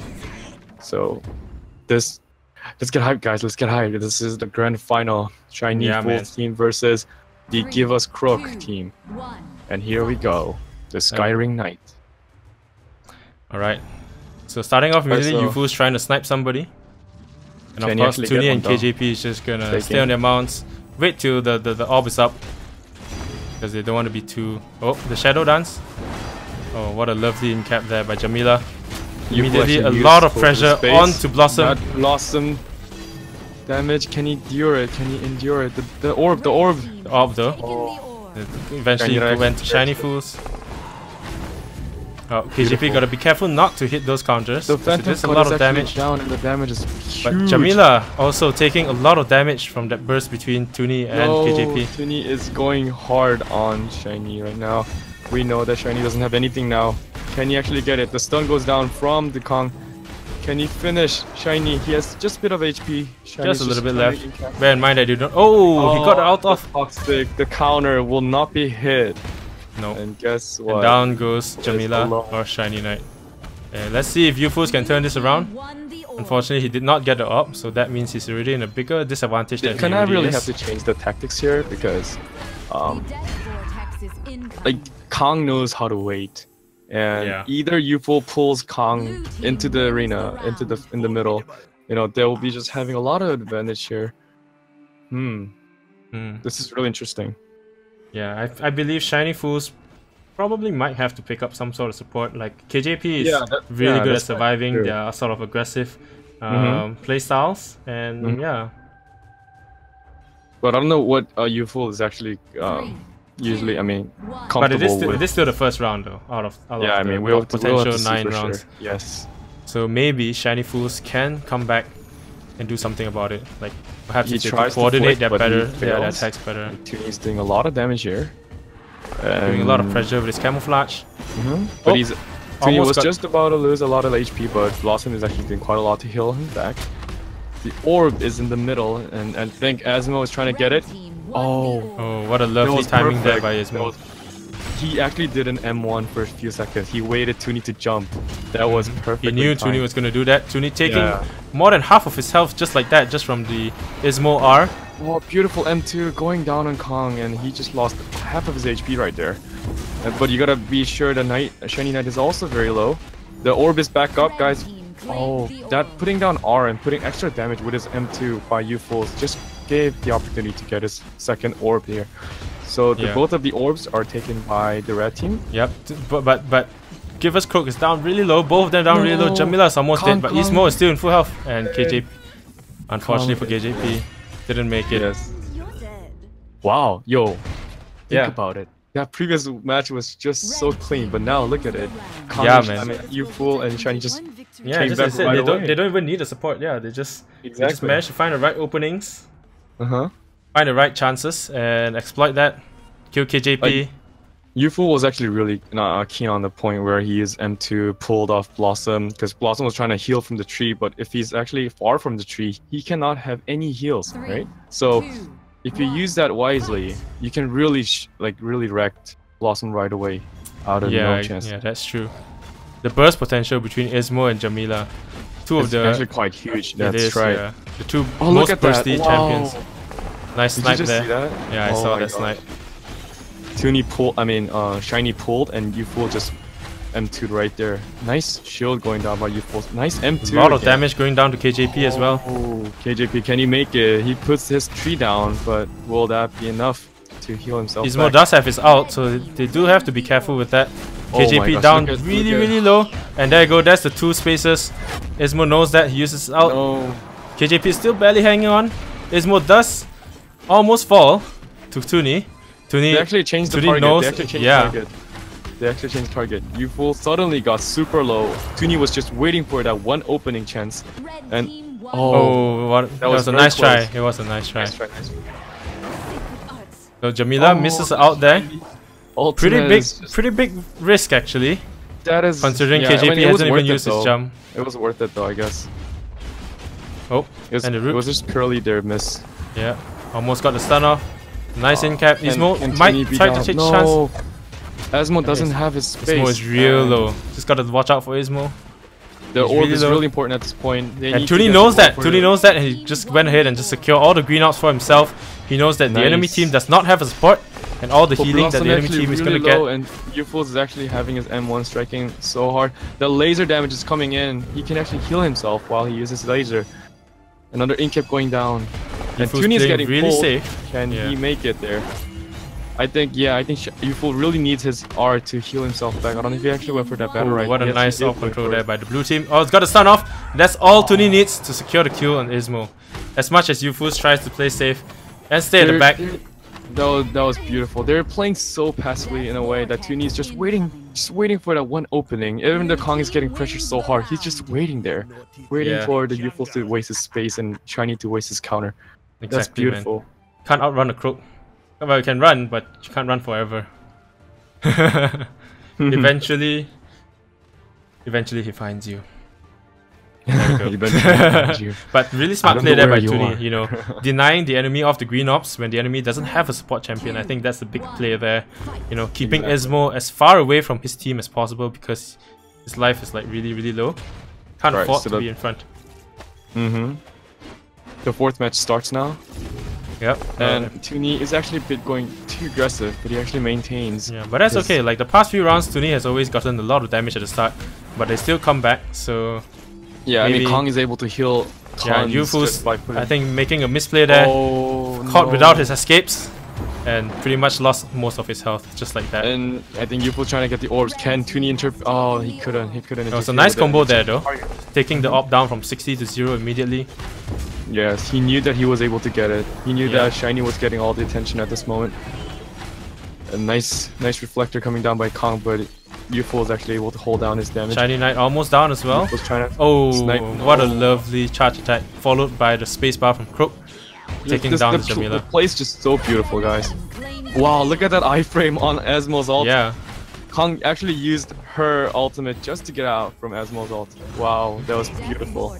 That was beautiful. And there goes Asmo, not having any spacebars left to deal with Croak's ultimate ability. Only if they actually can pull what they have done in the second round again. I mean, I think Youthful and Shiny has a really good team comp, but it really depends on how perfectly they burst down Blossom, basically. Yeah, definitely. They just gotta somehow make those openings and exploit them. The opening is what they need, yes.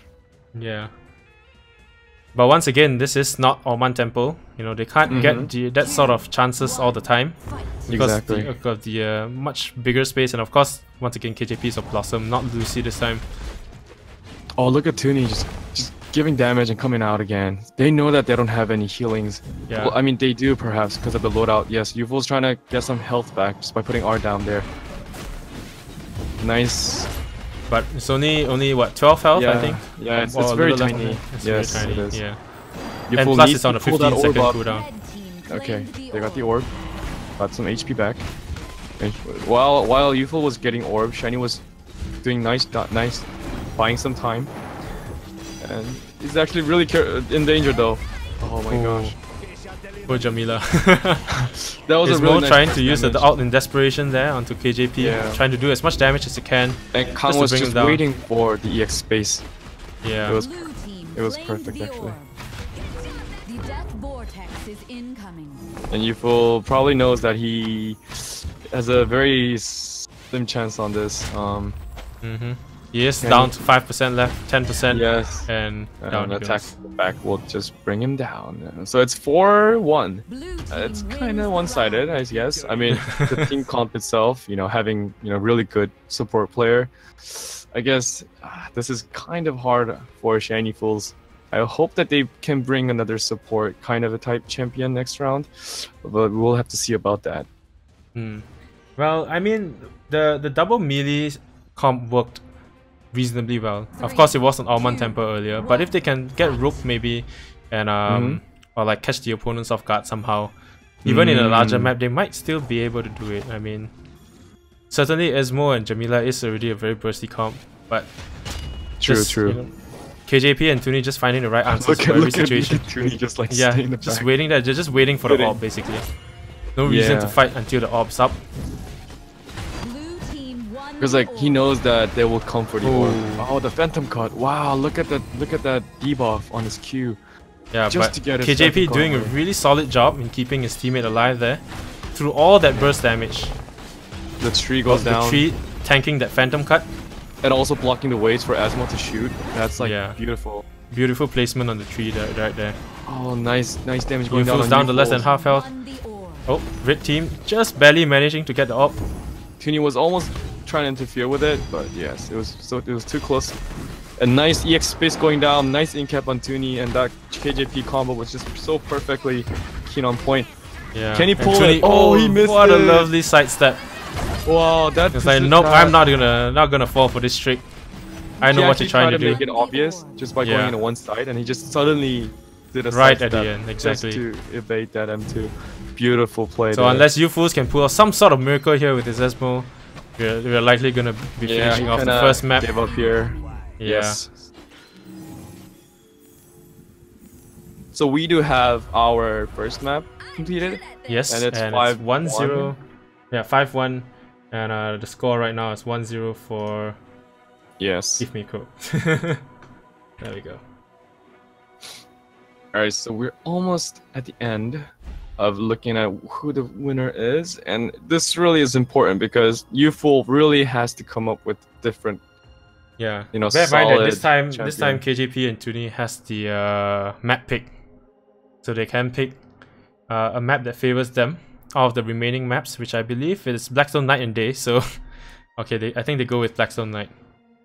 You fools taking the Croak away from Tunni. They finally did it. They're not gonna give the enemy team Croak. Oh, okay. Let's see some actions here now. So they're gonna go with the Croak Bako comp, yeah. Right. Oh man. So I mean, UFO still decides not to play any supports. I guess maybe he's just not really comfortable with it. He just likes melee. Yes. It's much better to pick a champion that you're very comfortable with using, especially in the finals. I think it makes sense, And here we go, Kong choosing Paloma here again, since they know that the Bako is actually quite more easier to be countered with Paloma. I think Paloma is actually a really nice choice, because if it were for Blossom or any Lucy, Bako could just easily in-cap, but Paloma is very picky to do that in this kind of match. So yeah, I think the Paloma pick was actually really nice done there by Kong. Once again, Paloma, the bane of double melee. I guess. Alright, there we go. We gotta. Oh shit! Wrong map. Oh my god. So sorry guys. I was busy preparing something else and I forgot to change the map. It's okay. Wrong map. It's okay, guys. I'm so sorry guys. Okay, let's just leave the game. Yeah. I don't know. Maybe it's fatigue. I have no idea. But like let me just say this. We've been 3 hours or 3 hours now, so we do have some kind of conditions. Just we apologize for this little bit of inconvenience, but please bear with us. Please have some generosity. Show us love. Don't only love them, love us too. That, guys. Yeah, but we'll try our best. It was Blackstone Night, wasn't it? Yeah, Blackstone Night. Yes. Okay.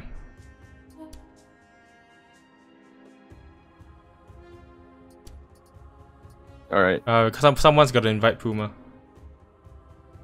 I had one job. No, you fools. You have no idea how stressful this is. I've got a lot of jobs right now. Alright, so get ready. Yeah.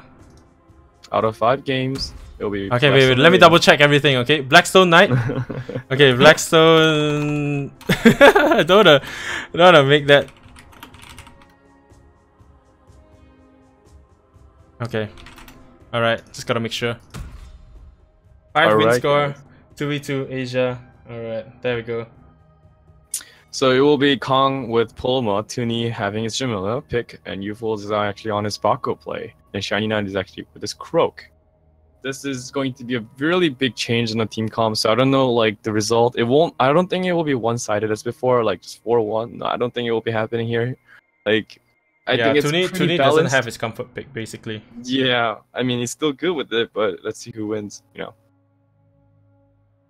But bear in mind that Shiny doesn't have his comfort pick as well. Like I know Shiny doesn't play a lot of Croak. Jamila Exactly. is his comfortable champion right now, but I think they just decided, hey, Tunni cannot have his Croak. So they just stole it from him, Well, basically. I mean, look at their team names. Give me Croak, give us Croak. Like, Yeah, exactly, what do you man. need more, man? All right, guys, give us applause and give us some love for our final. It could be our final grand match, or can we actually prolong for another map, whole set of new game? Oh, apparently, if Shiny Fools wins this matchup, so like wins all 3 maps, there's a bracket reset, and we actually play another match actually. Yeah, exactly. So we will have to see. And yes, okay, I thought there was some kind of a problem there with you fools again, but I guess it doesn't really have. Yep. Right, just waiting on them to choose their loadout. Definitely very important. Every bit of advantage counts when you're in the grand finals. For how much money right now? A lion's share of $1,015 US. Okay. Just Wow. yeah, just 4 hours ago, maybe 3 hours ago, it was at $80, and right now it's at $1,015. All right, the winner goes back with a 65% share. So yep. That is just big, crazy amount of Yeah. money, guys. It was supposed to not just just be a for the fun money. tournament. Yeah, it suddenly turned out to be a serious one. And Yeah. just for your information, though, I mean, even though within the money, I mean, money isn't the everything. It's the honor and all the fun that you guys get from here. And so please keep in tune for any further tournaments that will be held, and we will just be having another game here. Let's start the grand Yeah, go final. ahead and follow Battlerite Asia. We occasionally do these kind of tournaments for fun. I know Right. we're not exactly the best casters, but hey, we're trying our best. And ShinyKnight is trying to deal some damage here, but he wasn't able to. What nice jump going down on Tunni Tunni. already half. Tunni's actually having some hard time here with his Jamila play. Can he actually have incap? No, he actually went for the other plays. And Pluma is actually getting focused back here. Can Shiny they get Fool's the doing a orb? very Can they get solid the job. The orb. Yes, orb? doing Oh, a very nice, solid job in nice. dealing damage to Nice both other side. kangjunpyo and Tunni. Oh, that's swap though. Yufu's just That's waiting swap. out for the second Q for kangjunpyo. That incap though, that incap went in. Jamila is actually in danger, but no, they're not actually going for Tunni. Oh, this is really interesting. Plays, man, the plays. Their target changes are so beautiful. Like another incap goes down, and Oh, Bako never nice gets incap by triggered. Croak.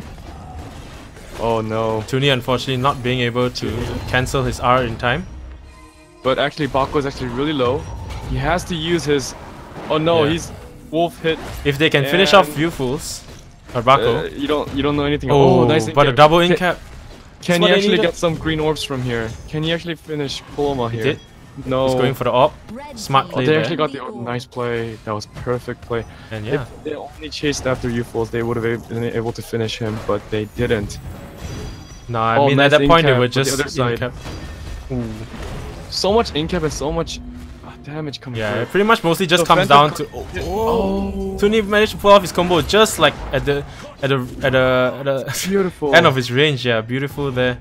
Croak of course Beautiful. managing to pull off his ultimate, but not getting much use out of it. Blue team. ShinyKnight still has a chance though. I mean, even though if it's against Paloma Death comp. vortex approach. Yeah, Oh, but never mind. the burst That damage was from just so kangjunpyo. beautiful. Yep. Blue team wins the round. Green leave. Oh man, oh man. Okay, first round goes to. Give me Croak. I swear I can't get the name right. Give us Croak. Yeah, give us Croak. Give us Croak. The first round goes to Give us Croak, guys. 4 more Will rounds they and be- they will walk away. As the Will they champion. actually walk away though? Will they actually be able to walk away after 4 rounds? Yeah, That's it's what we all have up to Shiny Fools. Alright. Nice engage from UFOs there. Nice stun going out. Oh wow, taking the other side already. Yeah. Paloma has no other side. She only has her ability to use panic and the space to push away the enemies. Yeah. But no, Paloma is getting shredded here. He actually uses her. Oh wow, the that swap. Oh my god. No, the Paloma has nothing. No, the panic went out. KJP down really low. And unfortunately, she used the wrong. She uses the swap though. Yeah. The panic doesn't go in, and the space and all this stuff. Oh my god. Oh man. Paloma used the other side on the wrong person. Yeah. Red team won the orb. Like I mean, see if Tunni can do something. I mean, it would have been really hard for Kong to survive from there, because like, yeah. Obviously, Paco was just using space right in her face, and Croak was like using E to engage, and like, you know, Paloma already used her space for the swap, and the other side was already given to Tunni, so she basically had none of the options left. Yeah, I think it mostly just came down to a misplay by KJP there. I'm sure if he hadn't made some of those misplays, it would have been a lot closer than what we just had. So 1-1 right now in our second map of our grand finals. And yes. And the round 3 starts now. Let's hope some different change playstyles from UFOs and Shiny. I don't know, perhaps. Okay. Well, okay. Wow. All right. Other side went to Tunni right now, but what they actually focused was Paloma. So Paloma actually got a little bit of a chunk of loads of damage there. And she's really low right now. 10% left. She actually used her. Oh, okay, she actually used her swap there. Now UFO can just freely deal damage as soon as she doesn't have her. Okay, there you go. Oh wow! But UFO actually missed that space. If he had only gotten that space, he would have been able to finish Paloma. And then he actually does it still, which is very impressive. But you gotta make sure that UFO is also very low on his HP, and also Shiny is also very low as well. I think I sense Go on. Tunni is actually on his 80% of HP, so I think Tunni still has a really good chance on this, since they have no supports on either UFO nor Shiny. Yeah, but bear in mind that 1v2 is definitely a lot harder. It's not just about the HP totals. But Tunni doing a pretty good job staying alive. Because like as long as they hit Tunni counter, like you don't know really for sure. But never mind. Yeah, ShinyKnight did well there, capitalized on the in-cap and took out Tunni. Wow, this is actually really interesting. UFO and Shiny. Yeah, I feel like I definitely sense a little bit of nervousness coming up KJP there. A couple of misclicks here and there. Yeah.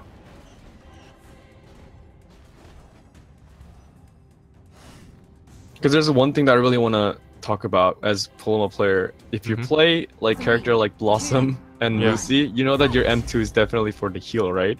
So you don't actually use your M2 quite often than Paloma, but Paloma has to be really keen on the point about his timings for the other side. So maybe Kong is just not really used to using Paloma at this moment, right after using Blossom and Lucy for so many rounds. Yeah, that could be why. That could be why. Because I know personally, like I change champions all the time. And changing from one champion to the next, there's a small adjustment period basically. Exactly. But I mean, I can't really say too much about this because I mean, UFO has been also playing very different types of character. He's been playing Asmo this game. He's been playing Shifu. So I mean, UFO and Shiny, they were also swapping around. That was beautiful. That was beautiful. And the in-cap goes down on Jamila. Can they actually continue this? Yep, gotta make sure that they come back together and regroup. And they did that. Shiny is actually low on his HP. Nice spit going down, but will that actually lead to anything though? Tunni is still within sight of KJP, so I don't think it matters that much. Yeah, luckily. They're getting the orb, can they? No, I think UFO. Oh, nice swap. Nice trying to swap, but no, it didn't work. The in-cap goes beautifully on UFOs, and apparently... Oh, Croak. Oh, that the Phantom cut. Oh, but he dodged it perfectly with the second space. Nice timing there. That iframe usage, that's really nice. And as you can see, UFO is actually trying to make a best use out of his R, because like he's trying to use it with ShinyKnight next to him, so that to he make sure gets the shield. Exactly. Yes. That's really important as a Baco player to have your teammate extra HP there. Yeah, not only that as well. It's like because they don't have a support, So it's really important. Oh, Bako caught in there. Oh, but he did manage to E out in just in time. Before the Only 36 if damage went through. he would have literally died there for sure. Yeah. And that X will give him Nice nice dodge other there. side. Yes. Yeah, I think this is pretty much what Tunni and KJP wants. Like, they just want to be stable. They just want to make sure that, you know... They need to stick together, yes. Yeah, fighting on their terms. Oh, Tunni nice with the ultimate there. down. Oh. It's just chasing. All, yeah, even if you're invisible, guys. And actually, blue team gets the orb this time. Pluma actually has all the energy he uses for ultimate. Oh, you And Bako is stuck. KJP pretty much just used it as a zoning tool. Like, Bako can use his E to jump out, to dash out. That but was right. He can't dash behind because the vortex is here. He can't dash forward, and all he can dash is up. But even then, he's still in a bad position. You know what's more amazing is that Shiny Fool actually got 5 orbs and they still lost, meaning that Kang and Tunni was able to sustain all that HP. Yes. Like all along, even when Shiny Fool's got 5 orbs, and that's quite a lot of HP if you actually accumulate. Yeah, that's for sure. This is how strong it is to have one support in your teammate against two melee team comp. So you have to either burst them so quickly, otherwise you'll be losing in an HP battle. Yeah, it's kind of like a wall of attrition. You kind of just have to make sure that you know, the 2 melees doesn't burst you down fast enough if you have to support in your team. But of course, if you are the team with the 2 melees, then in that case you're on a timer and you kind of have to hurry up and try to do as much true damage as you can. Apply as much pressure right from the start if possible. Since Tunni knows that he's not like really aggressive with Jamila, he's just really doing a good job understanding how pull mechanics work. And wow, that was a beautiful body block from the red team. But yeah, the incap was also beautiful as well from the Tunni. Nice stun and the space following up. But Pluma is trying to save with her EXQ, trying to panic them. Oh, but Yufu's down really low. 13 health left. Beautiful. Nice incap. Now it's down to 1, literal 1 HP. But down goes Jamila, Croak. Oh, and yeah, wow. Yufu's struggling to find out what to do to come back into this. Yeah. 2-2 and now it's 3-2 again. Can they actually make it 3-3 again? Like, yeah, this is really tight. I don't know, but whatever that was working for Shiny Fools is not working anymore. And I think they probably gotta change up their plans a little bit. To be honest, from my own experience against fighting Kang is that he knows how to adapt to different plays during the fight itself. And I think that's very important, yeah. Yeah, that's really important. By reading their enemy's playstyle and using your skill depending on how they play at each different rounds, that will just twist their minds. And this game is all about mind games. That comes in really important when you're in a gameplay. Yeah, I mean, once you've mastered all your aiming, positioning, and all that basic stuff, it's all really down to mind games and how good are you at deceiving your opponents. You know, making them think you're gonna do one thing and then do something else instead. Exactly. Look at that, Tunni just, wow, that was like almost a hit. Oh, lovely panic there. Panic going down. Tunni losing a little bit of health, but so is Yufu's. Yufu's down to almost half HP. Nice incap. Wow, nice wolf right away. This is actually really in a big favor for the give us Croak team. That was lovely play gone by Kang, and Yufu actually whoa, what a snipe. 2 HP up and Tunni just chain hooks in there. Wow. Look at Tunni just body tanking for Pluma, and he was able to actually trigger his own counter up. Wow, that was a really nice play right there. Yeah, Shiny trying to do as much damage as he can to KJP, create some space for Yufu's, but unfortunately he is actually losing more health. No, okay. Nice obstacle though. Be wise there. Right, Pluma cancels her other side just to heal Tunni for 14 health, and Shiny almost down. Oh, nice. Oh, the counter goes up. Does he have other side? Yes, she does. And Yufu's trying to kind of like range them out. The orb is up, guys, and the incap is going down. But no, wow, that was nice play by Yufu. Oh, blue team somehow got it. Yes. Wow, and we thought that it was gonna go to the red team because I think it was because Pluma like kind of swapped Yufu's, and then Tunni was hitting the orb, I guess. I don't know. That must have been what happened. Because otherwise, there goes Croak.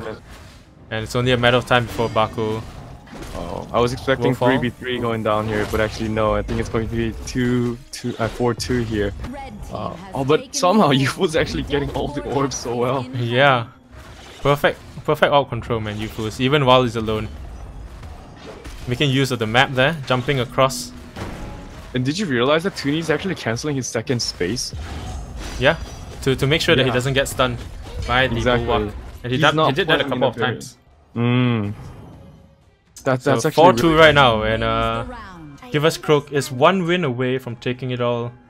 The Master Assassin title on Discord, plus a lion's share of the prize pool. So what do you think Shiny Fools can do here? Yeah. What do you think Shiny Fools can do to come back in this? They are like literally one loss away from being outed. To be honest, I think this is more about Yufu's job. Well, I guess, like as I said before, this Croak and Baku composition. Shiny has to pressure Pulma, and then Pulma has to use her other side, and Yufu will just have to just in-cap Pulma in any ways to like just, you know, split them together. But I think Tunni is just so good at staying with his support. Yeah. And that's not easy when this is happening. When Millie usually sticks with the support, and especially like Pulma. Look at Pulma healing every shot and just dealing damage when possible. That panic was just too quick. Oh, they're in a bit of a hurry. They need to be a bit calm here. Gotta be careful right there. But many things are happening. Almost with the double in-cap. Immediately for the punish on KJP. That panic miss is just too big on them. Sometimes Pulma can be a bit obvious. Yeah. And no, that was a bit unexpected. KJP just barely hanging on. She's blinded. Can she get the orbs? ShinyKnight is trying to follow. Oh, the range. Out. Oh no, the range, the Q. Oh my god, look at that Yufu just wrecking that Pulma out. Yeah, perfect play by that Yufu. By Yufu's Baku. Yo, I thought it was actually going so well for the Give Us Croak team, but no, it wasn't. They actually went too fast, and the pace went just crazy. Yeah, exactly. That's the thing with these kind of double melee comps and double DPS comps. It's like the moment you give them a chance to punish, exactly. They're just gonna take it and not give you any space to breathe, like you saw KJP there. Exactly. So I guess this is like one of the. So I guess this is like one of the really working strategy for them, is that they have to go super hard aggressive here. Like basically try to force a mistake and and capitalize on that. Exactly, because you really can't give them time to use their skills and give them cooldowns to back up. So then you will have like another skill set of immorality, and that will just be harder for the 2 melee comp to deal with it. Oh, nice orb. Great team with the snipe, yeah. Oh, no one actually hit that. Nice other side going down. Now they know that they actually. Oh, Tunni going down real low. Can they do this though? Can they actually pressure Tunni here?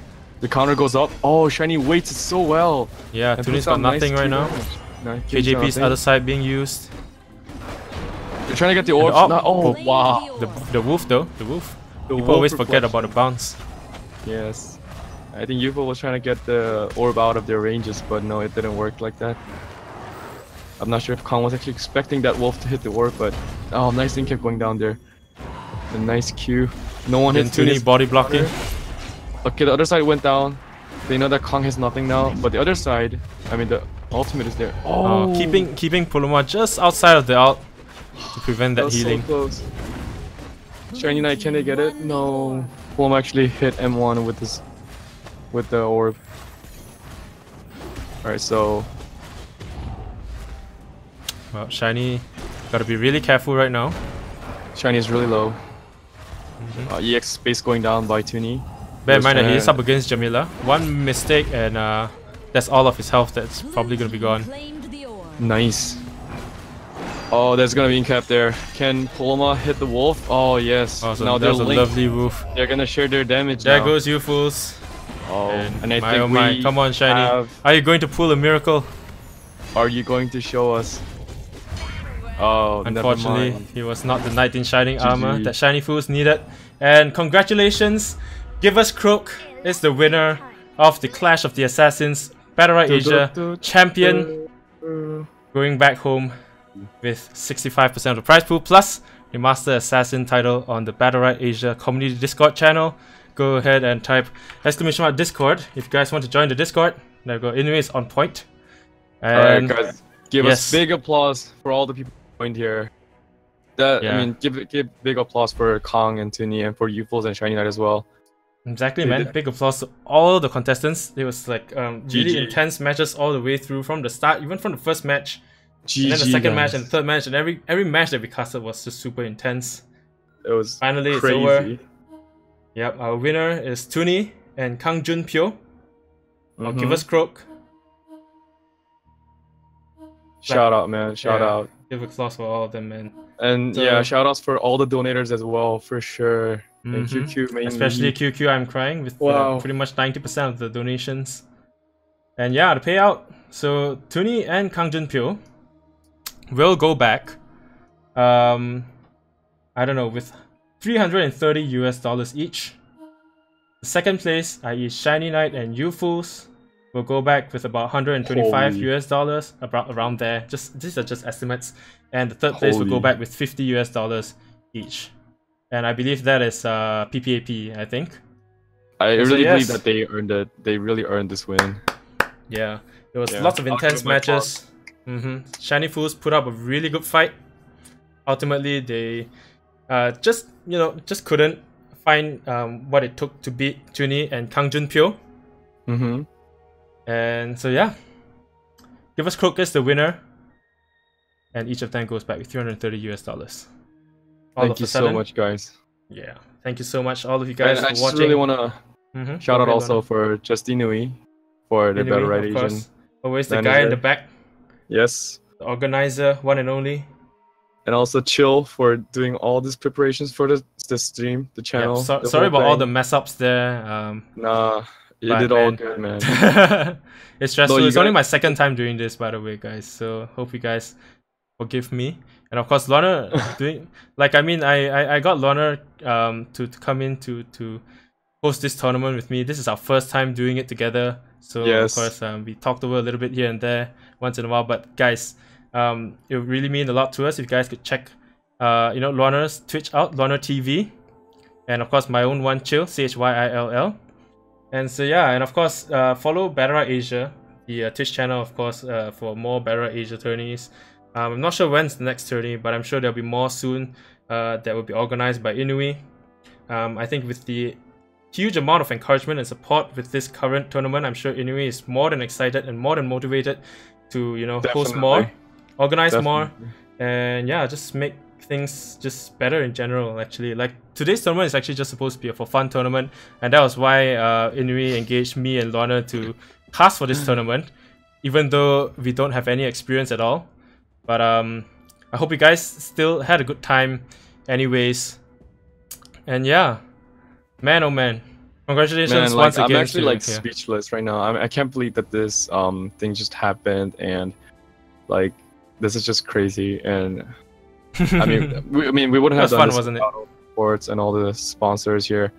Thank you so much, guys. I just want to say really thank you. I was like bit worried about how we'll be casting and stuff, but I guess it just kind of went down pretty well, and all the awesome plays, it actually paid off, because like I was able to spectate all the really good plays here. I know that these plays are really well known in Asian communities, and I'm really great to show you guys how we play in Asian servers, because you guys probably don't know how we play from like different regions, like in EU and NA. I know that they're also good players here, and then I just wanted to show how Asian community is also really strong.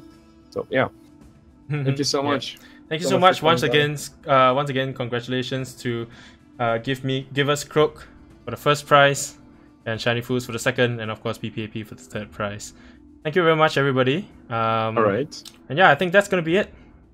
All right. GG's, everybody. Thank you so much, guys. Yeah, and thank you, of course, once again to all the donators, especially QQ, Storku, the two main donators, Johnny Brova. Johnny Brova. I'm not gonna mention myself because that's just silly. Of course, Devilish and Inui. I think. I'm not sure if I missed out anybody. Let me check. And of course, yes, Pixie for the $14 as well. I forgot. Pixie, thank you so much. Like Pixie. Right at the end. So yes, Pixie, thank you very much. And yeah, we hope that all of us, I'm sure, hope that Battlerite grows into the next big esports game. And yeah. we hope to see you in the favor of the next tournament. We hope to see you again. I don't know if we'll be able to cast again or anything, but we would love to, and hope to see you soon. As soon as possible. Thank you so much, everyone. And GG. Right. Thank you so much. Have a good night, guys. Have a good night, everybody, or good day wherever you guys are. And see you guys next time, alright? Alright. Bye-bye. Bye-bye. This was Lana. Peace. That is it for the Battlerite Asia Clash of the Clans tournament.